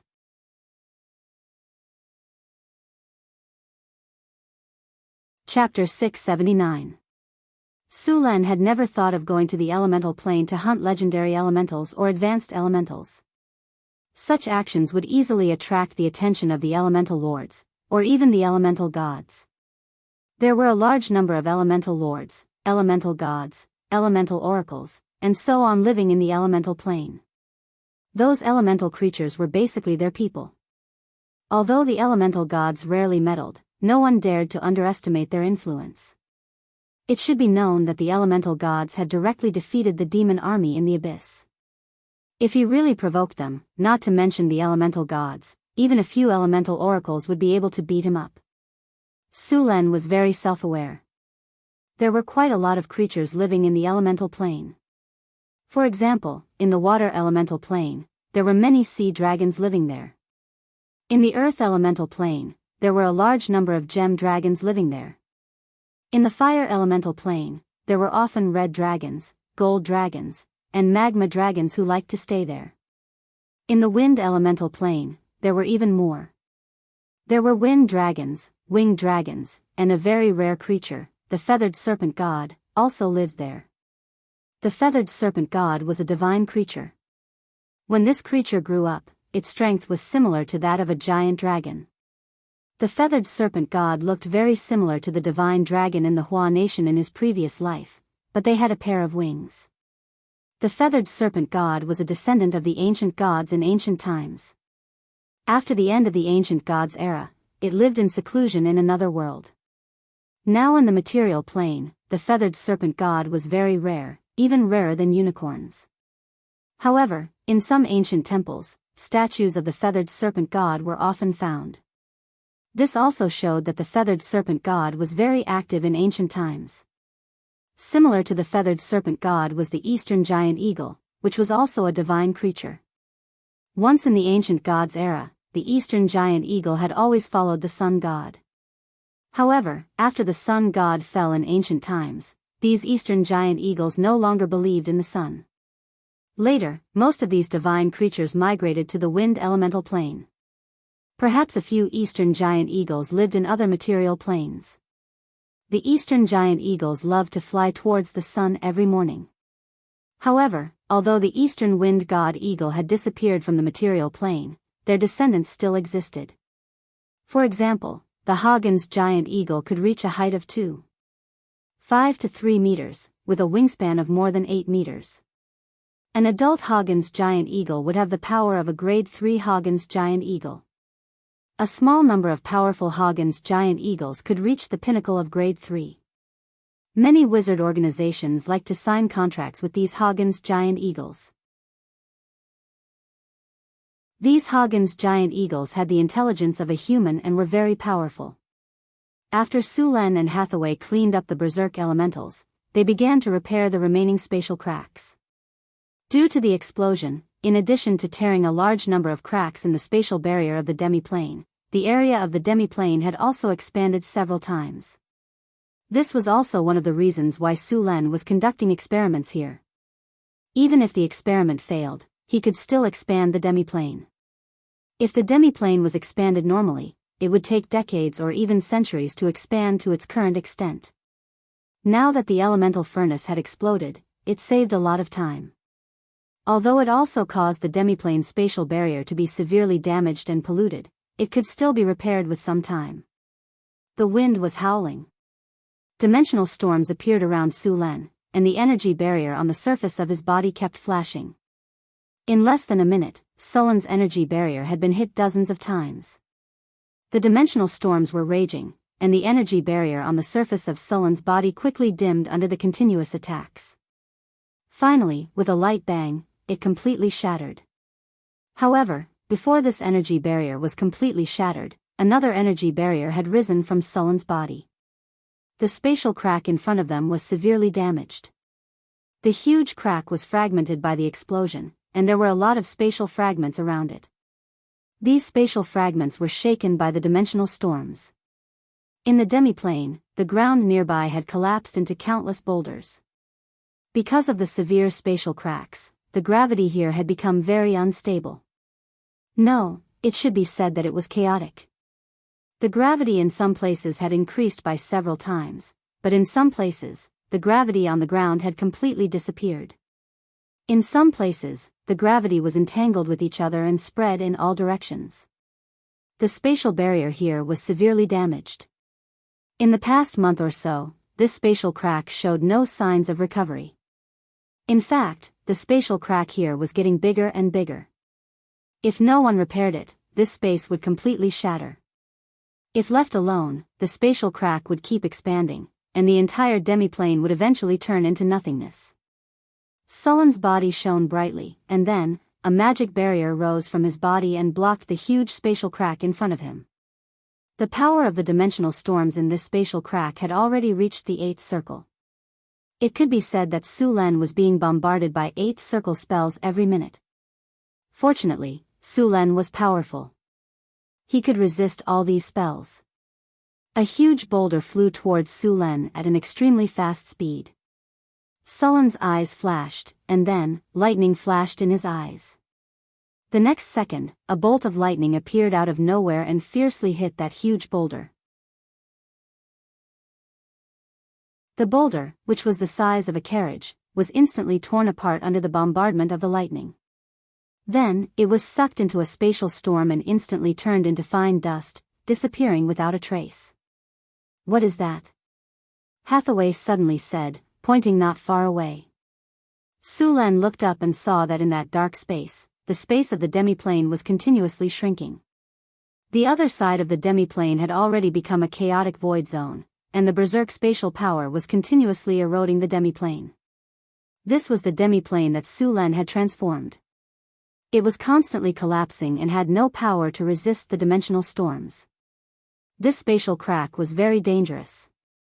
"Hathaway, be careful," Sulan said in a deep voice. "Don't worry.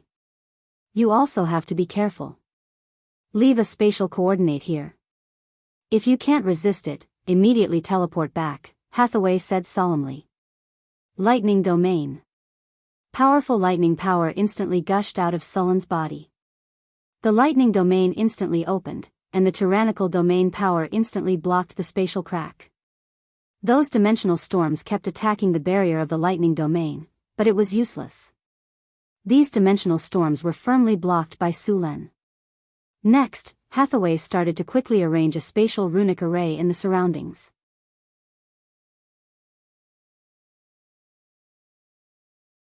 Chapter 680. It took nearly half a year to repair the half-plane, and another 2 years to clean up the pollution. If it weren't for the high-grade demons, it would have taken even longer. The half-plane was heavily polluted. At first, Sulan and the others used neutralizing powder to purify it, but it wasn't very effective and could only weaken the pollution a little. It wasn't very effective against stubborn pollution. Most of the pollution in the half-plane was like this. In order to clean up the pollution, Hathaway finally used another method, which was to use a large amount of purifying water to wash the half-plane back and forth. This method could quickly dilute the pollution. If it was in a material plane, this method would remove the pollution, but at the same time, it would cause the pollution to spread. However, it was different in a half-plane.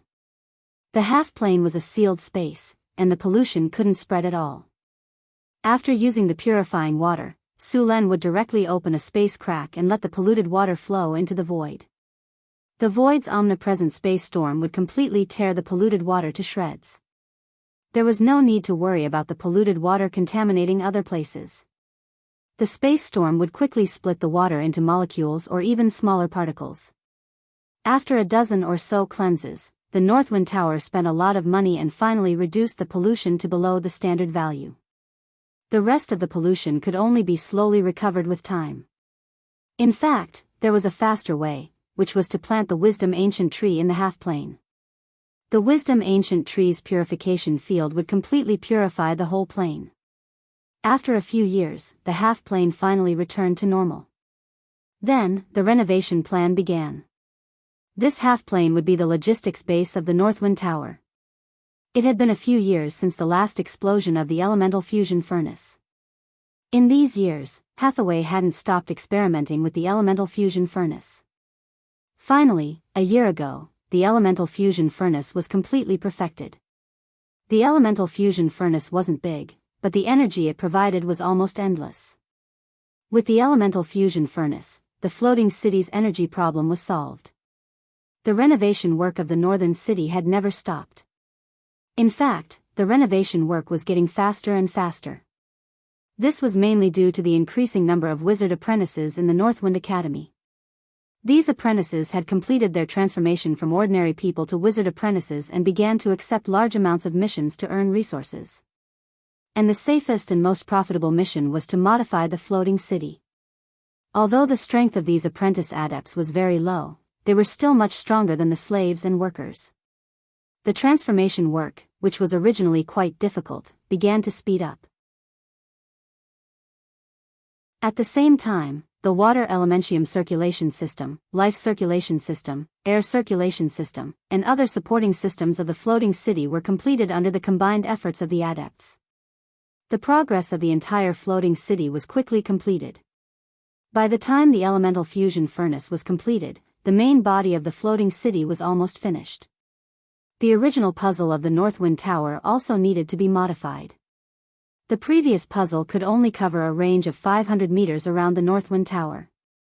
This kind of puzzle worked well, so Surin, Hathaway, and Alex worked together to upgrade the puzzle. This puzzle was upgraded into a man-made magic net.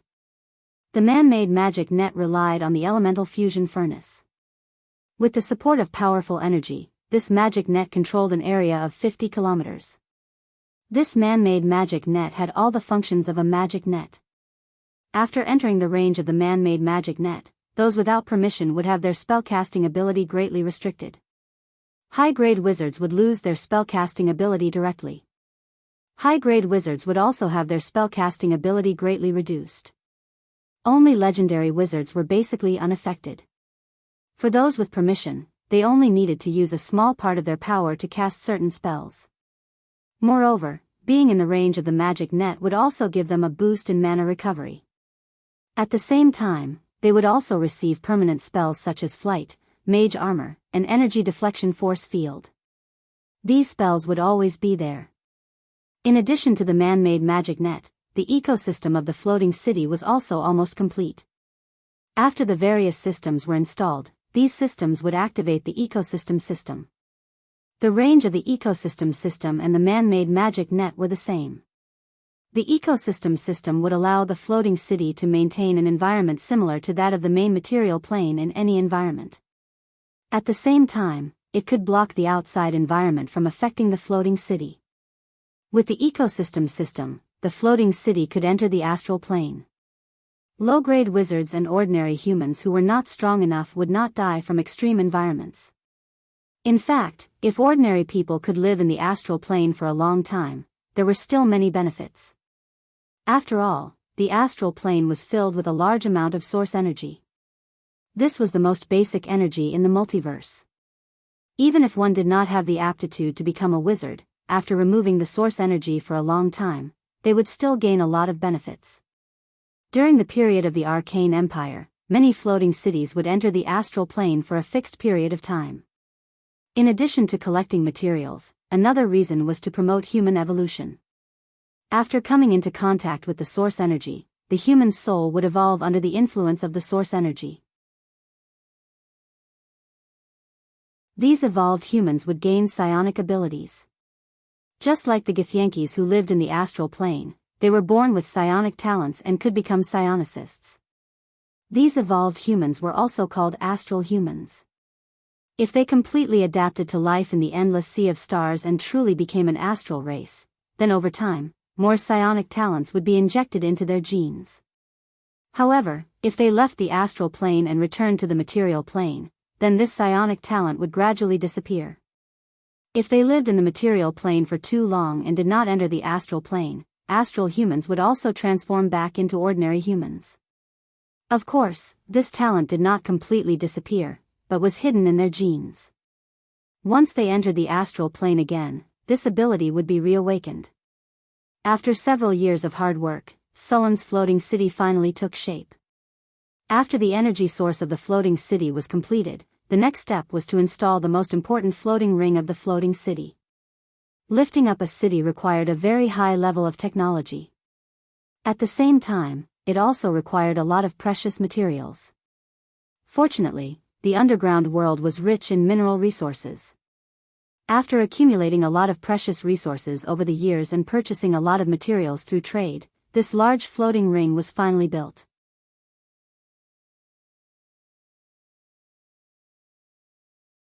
Chapter 681. Northern Wasteland, Northgard City.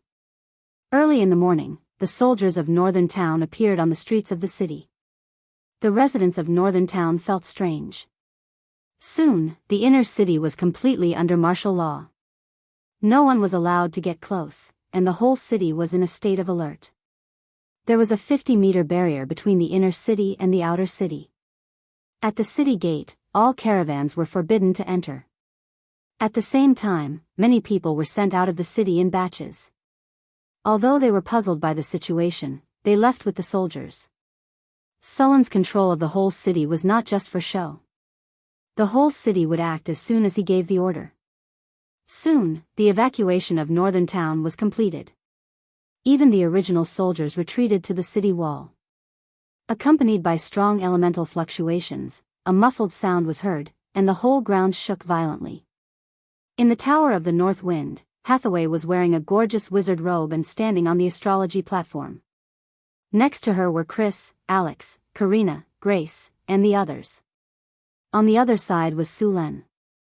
On the astrology platform, a huge amount of elemental energy was constantly gathering toward the wizard tower.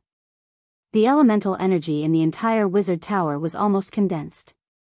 With the strong energy, the energy nodes in the wizard tower were quickly activated, and the energy channels were shining with a faint light. Activate the elemental furnace. Elemental furnace igniting. Igniting complete. Elemental furnace igniting. Floating space tower charging. Safety check in progress. All procedures are operating normally. Floating space ring charging.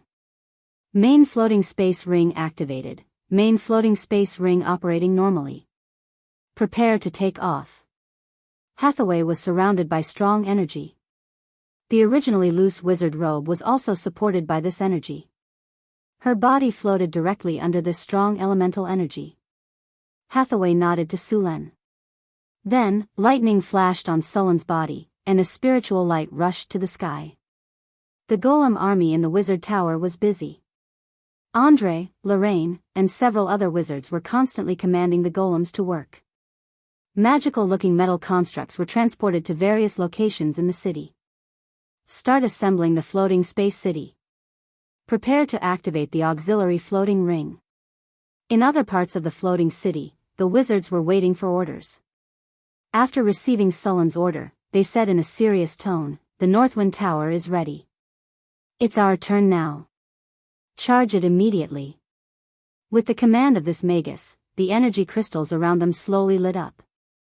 Surging elemental energy immediately entered, and the runic array on the ground was activated at this moment.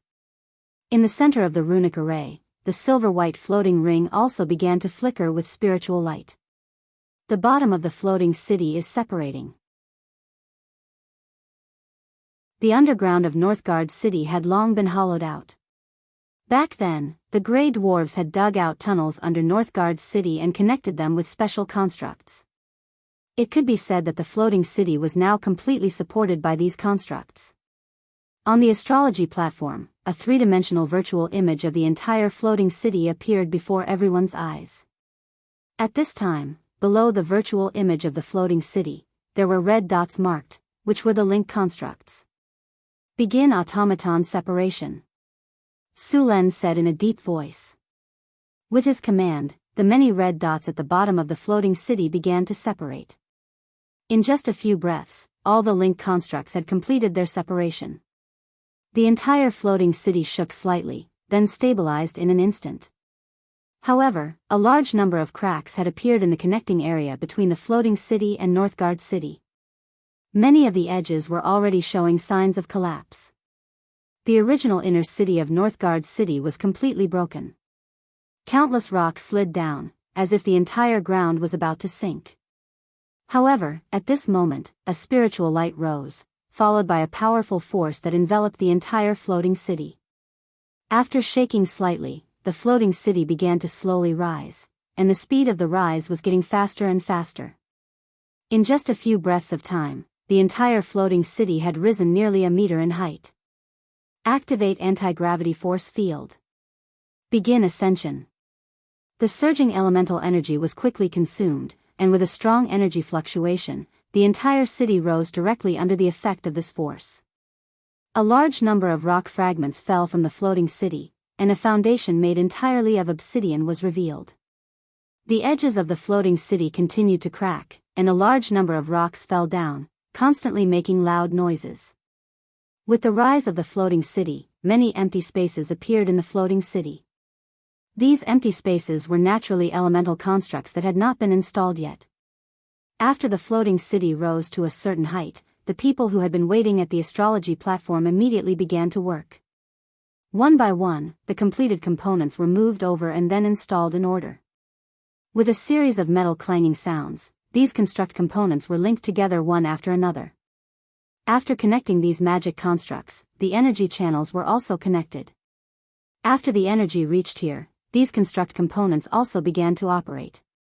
Mud to stone. Dozens of spells rose, and the originally soft ground in the floating city began to quickly transform under the effect of this magic, gradually turning into hard rock. The entire floating city's foundation was fused together under the effect of these spells. Hardening. Hardening. A series of spells flashed from Sullen's body, and the original rock immediately became stronger under the effect of the hardening spell. In just a few breaths, the entire floating city was buffed with a large number of hardening spells. Outside Northern Town City, hundreds of thousands of people were looking at everything in shock. Countless people saw a city the size of a small mountain fly up, and their faces turned ashen. There were also many people who knelt on the ground and cried out that this was a miracle. The city is flying. Unbelievable. Miracle, this is a miracle. Is this a god? There was a burst of exclamations, and the people of the northern city were stunned at this moment. Even the clergy in the northern city were tongue-tied. In their eyes, a city the size of a small mountain flew up from the ground. This was a power that only gods could use. When they saw Sulen perform it, they were greatly shocked. Is this the power of a wizard? A large number of adventurers in the city muttered to themselves. The little red dragon Onyx Via looked at everything in front of her with a shocked face.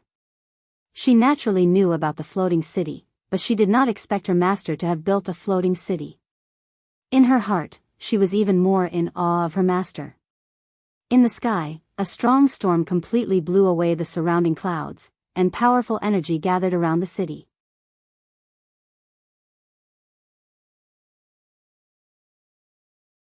Chapter 682. Strong elemental energy fluctuations gathered near the floating city, bringing with them strong winds. The floating city floated in the air like a divine kingdom. The elemental fusion furnace kept sending energy out, and the floating city began to operate at full capacity. After Sulen tested most of the functions of the floating city, he began to control the floating city to descend. The floating city shook slightly and landed in its original position.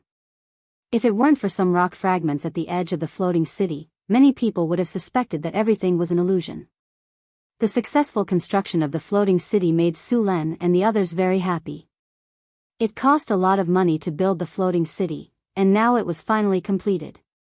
Sulen didn't hide his testing this time, showing off his muscles. After the floating city's test was completed, most of the forces on the continent knew immediately. Their attitude toward Northwind Tower naturally needed to be adjusted. Northwind Principality. After a few years of development, it had become very prosperous. Although there were only 4 cities in the principality, the total population had reached an astonishing 1.5 million. Deepwater City was the most populous city. This port city had become very prosperous because of the sea trade.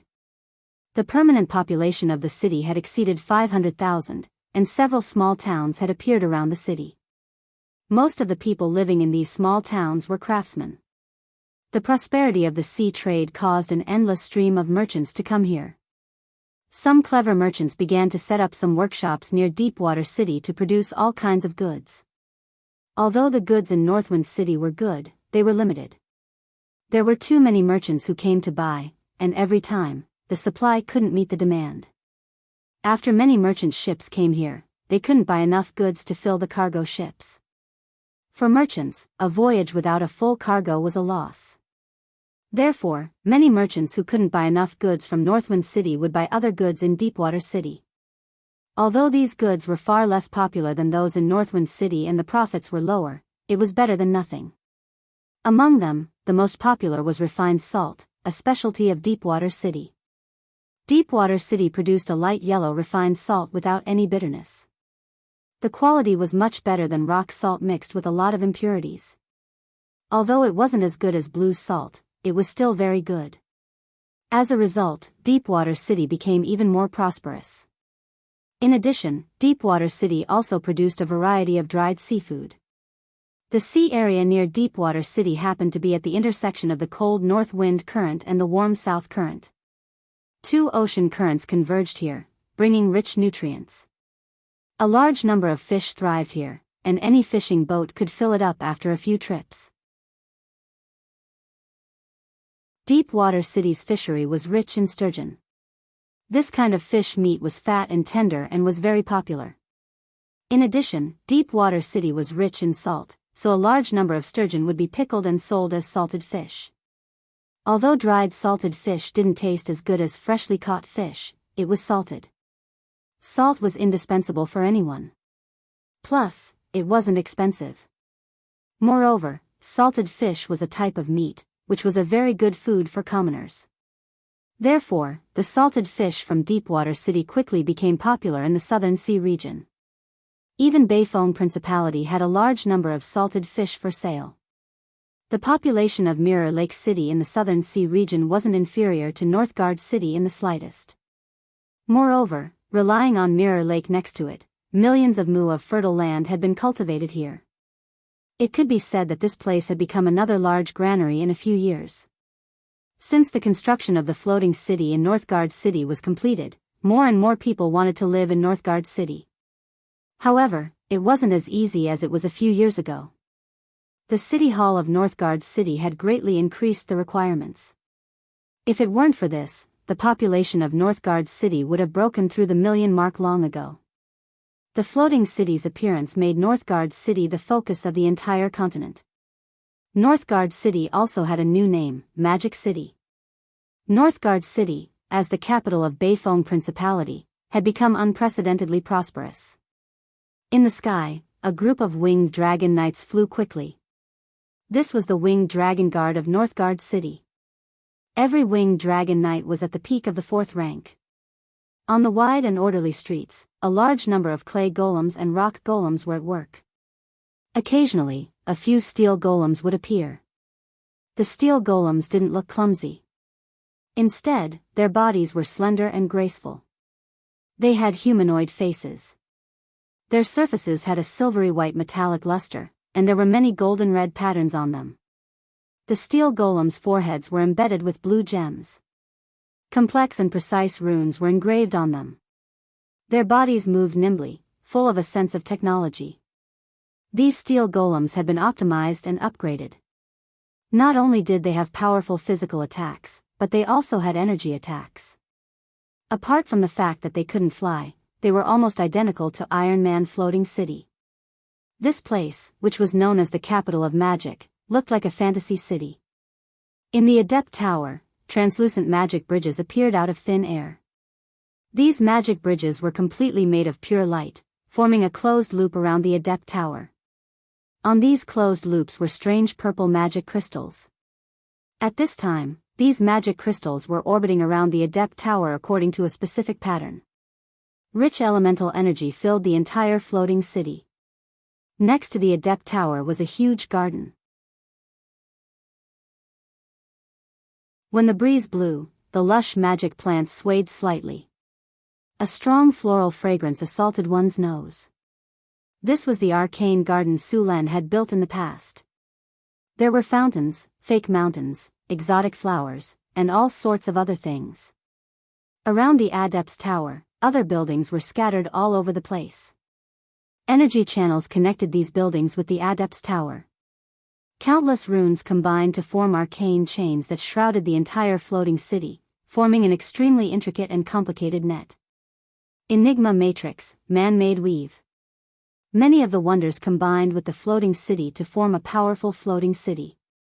Many adepts who had been here called this place an arcane wonder.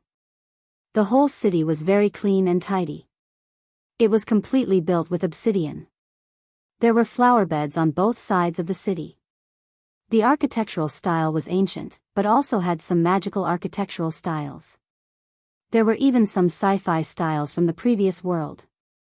On the other side of the city, 3 artificial lakes the size of a football field appeared in front of them. These artificial lakes were the water circulation system of the floating city. Under the effect of the runes, the sewage was purified and reappeared here. Above the 3 artificial lakes, spatial runes shrouded the area. Inside was the original secret realm around the northern citadel. Sulan and Hathaway spent a lot of effort to connect this secret realm to the floating city. P.S. Thank you, dear readers, for your love and support. This book is about to come to an end.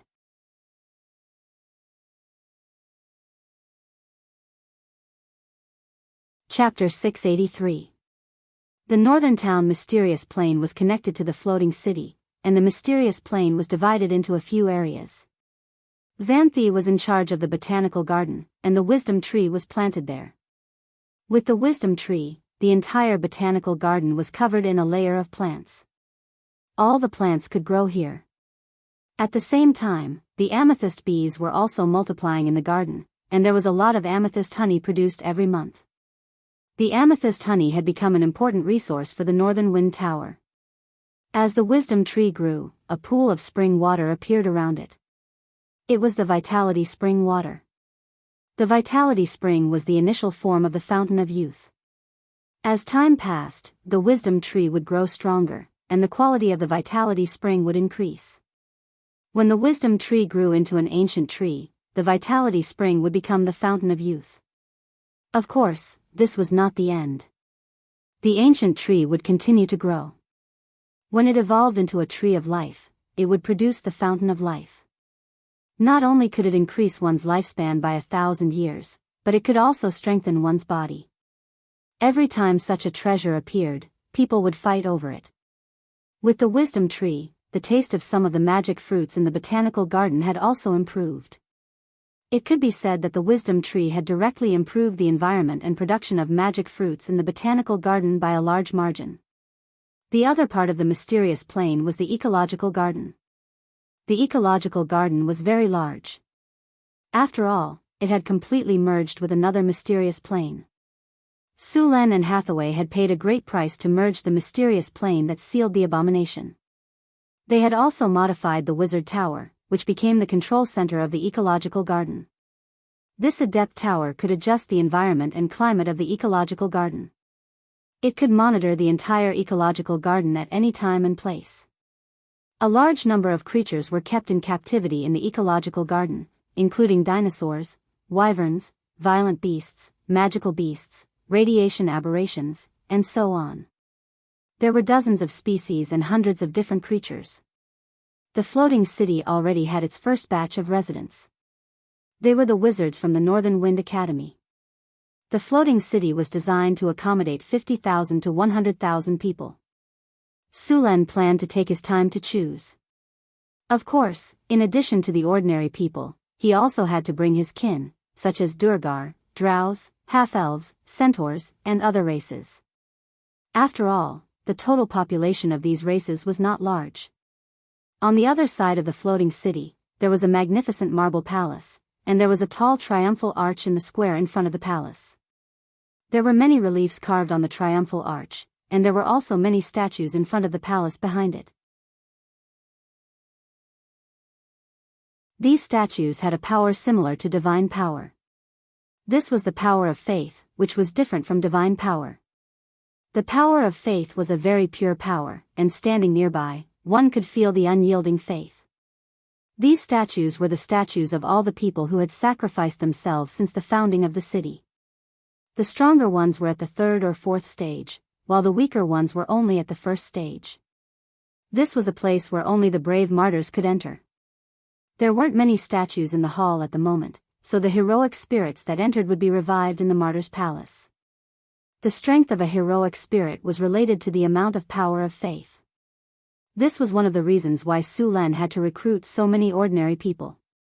Another reason was to increase the number of newborns with adept potential. There was an arcane garden in the floating city. The arcane garden had a special property that could increase the percentage of newborns with adept potential. If it weren't for the fact that the floating city could only hold a limited number of people, Sulan would have wanted to hold hundreds of thousands of people. In a few years, the floating city would have a large number of newborns with wizard potential, which would be very helpful in increasing the overall strength of the floating city.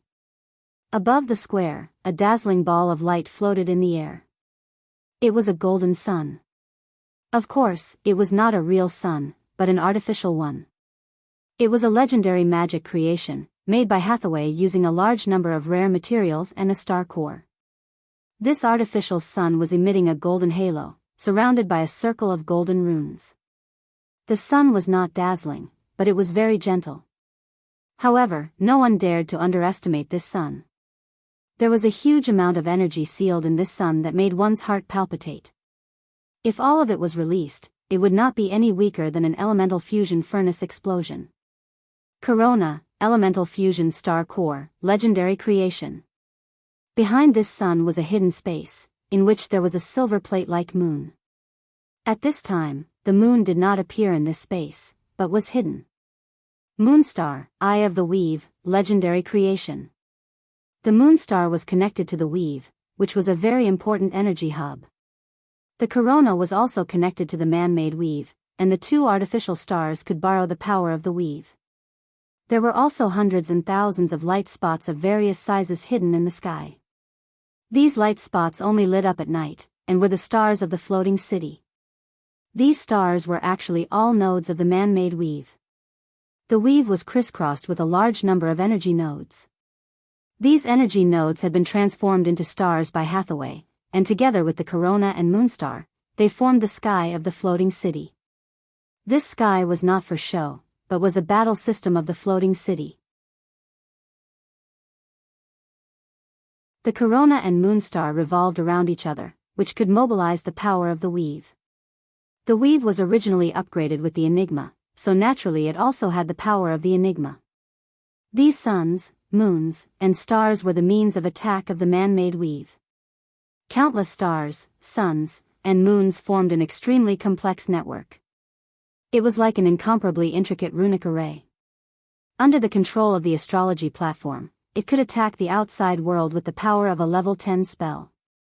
After continuous optimization, this man-made weave's attack power could reach the level of level 11 at most. Of course, in addition to attacking, this system was also a huge defensive construct. All kinds of energy linked together, and after activation, it could envelop the entire city.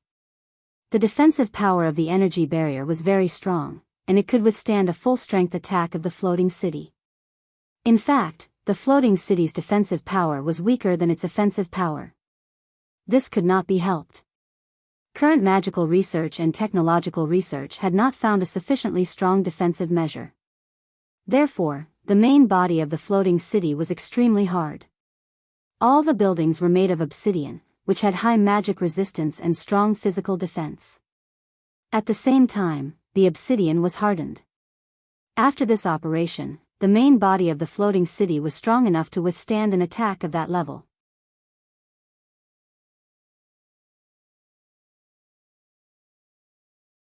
Chapter 684. The Duchy of Beifeng became more and more prosperous. The large influx of people allowed the Duchy of Beifeng to obtain sufficient labor force.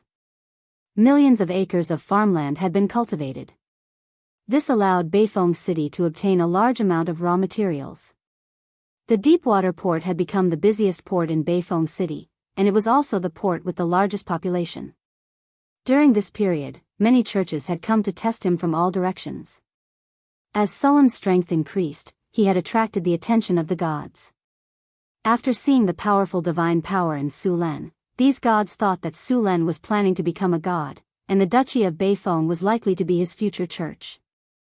Sulen directly responded to these hints. After all, he did not plan to become a god. He did not seek a clergy or godhood. Compared to becoming a god, Sulen preferred his current life. Gods did not only have power, but also represented a kind of responsibility. At the same time, if Sulen became a god, he could not travel freely. The arrival of the elemental tide had changed the entire world.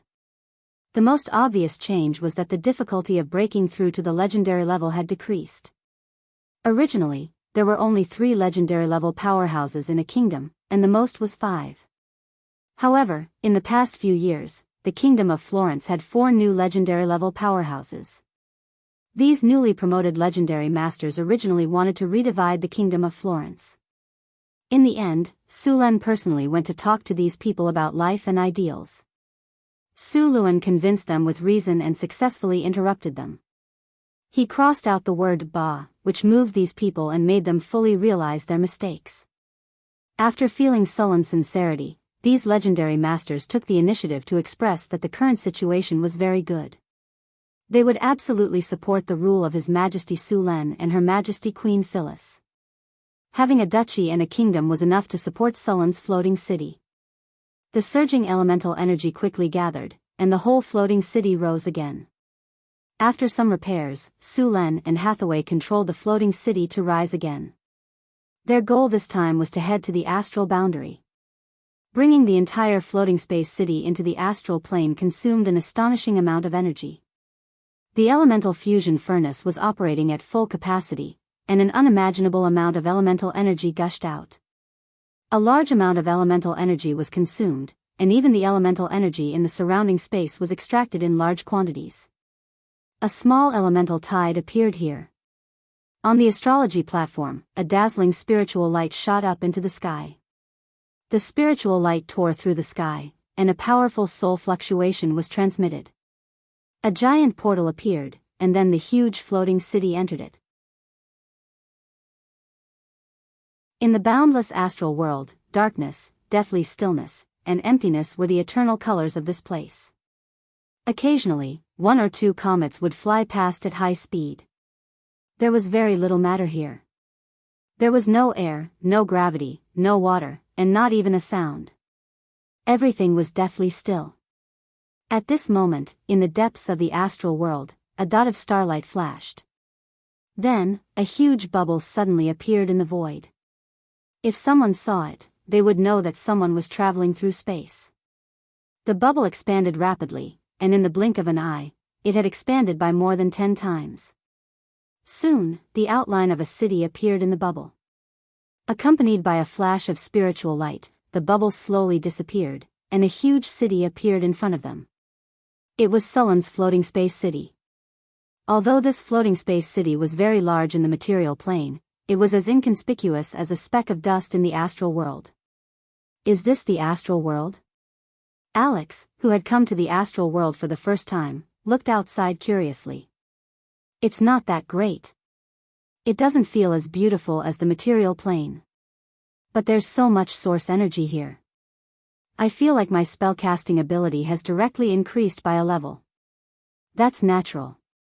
Source energy can be directly integrated into the soul, Sulen explained. It's good, but it's too dark around here. Alex said. Sulen smiled slightly. The astral world has always been like this. Don't think that the astral world is empty, dark, and deathly still. There are still many creatures living in the astral world, such as the astral whale, Githian, evil god, abomination, or other astral world travelers. It's still very dangerous here. Many ancient dragons that can't live in the prime material plane will also move their lairs to the astral world. In addition, there are space-time storms, spatial cracks, and so on. So, be careful in the astral world, Sulen said to them. Hathaway stood on the astrology platform and observed the surrounding astral world through the large star finder on the astrology platform. This thing was specially built by Hathaway for the floating space city to travel in the astral world. The star finder could observe all kinds of energy and matter in the astral world. It could be used for warning and detection, and at the same time, it could be used to find planes. Next to the star finder was a three-dimensional virtual imaging system, and on it was a star map of the astral world around the floating space city. This star map had just been created, and there was only the surrounding information. As a newbie who had just entered the astral world, there was no star map, so they could only draw it themselves. Sulen was now a little regretful that he didn't meet an astral merchant and buy a star map from them. As merchants who traveled in various planes all year round, astral merchants had the most accurate star maps. Although it was impossible for them to take out the most accurate star maps to trade, it was much better to have a rough star map than now. Hathaway kept using the star finder to observe the astral world and recorded the coordinates of the astral world on the star map. Next to the star map, a bright spot appeared, which was the newly recorded coordinates of the astral world. Astral world travel often used astral world coordinates for ultra-long distance teleportation. Because of the scarcity of materials in the astral world, it was very easy to use teleportation spells. With the help of astral world coordinates, it was easy to use teleportation spells and cross hundreds of millions of kilometers in a very short time. There were even special stargates that could teleport even further. After entering the astral world, the entire floating space city was in a closed state.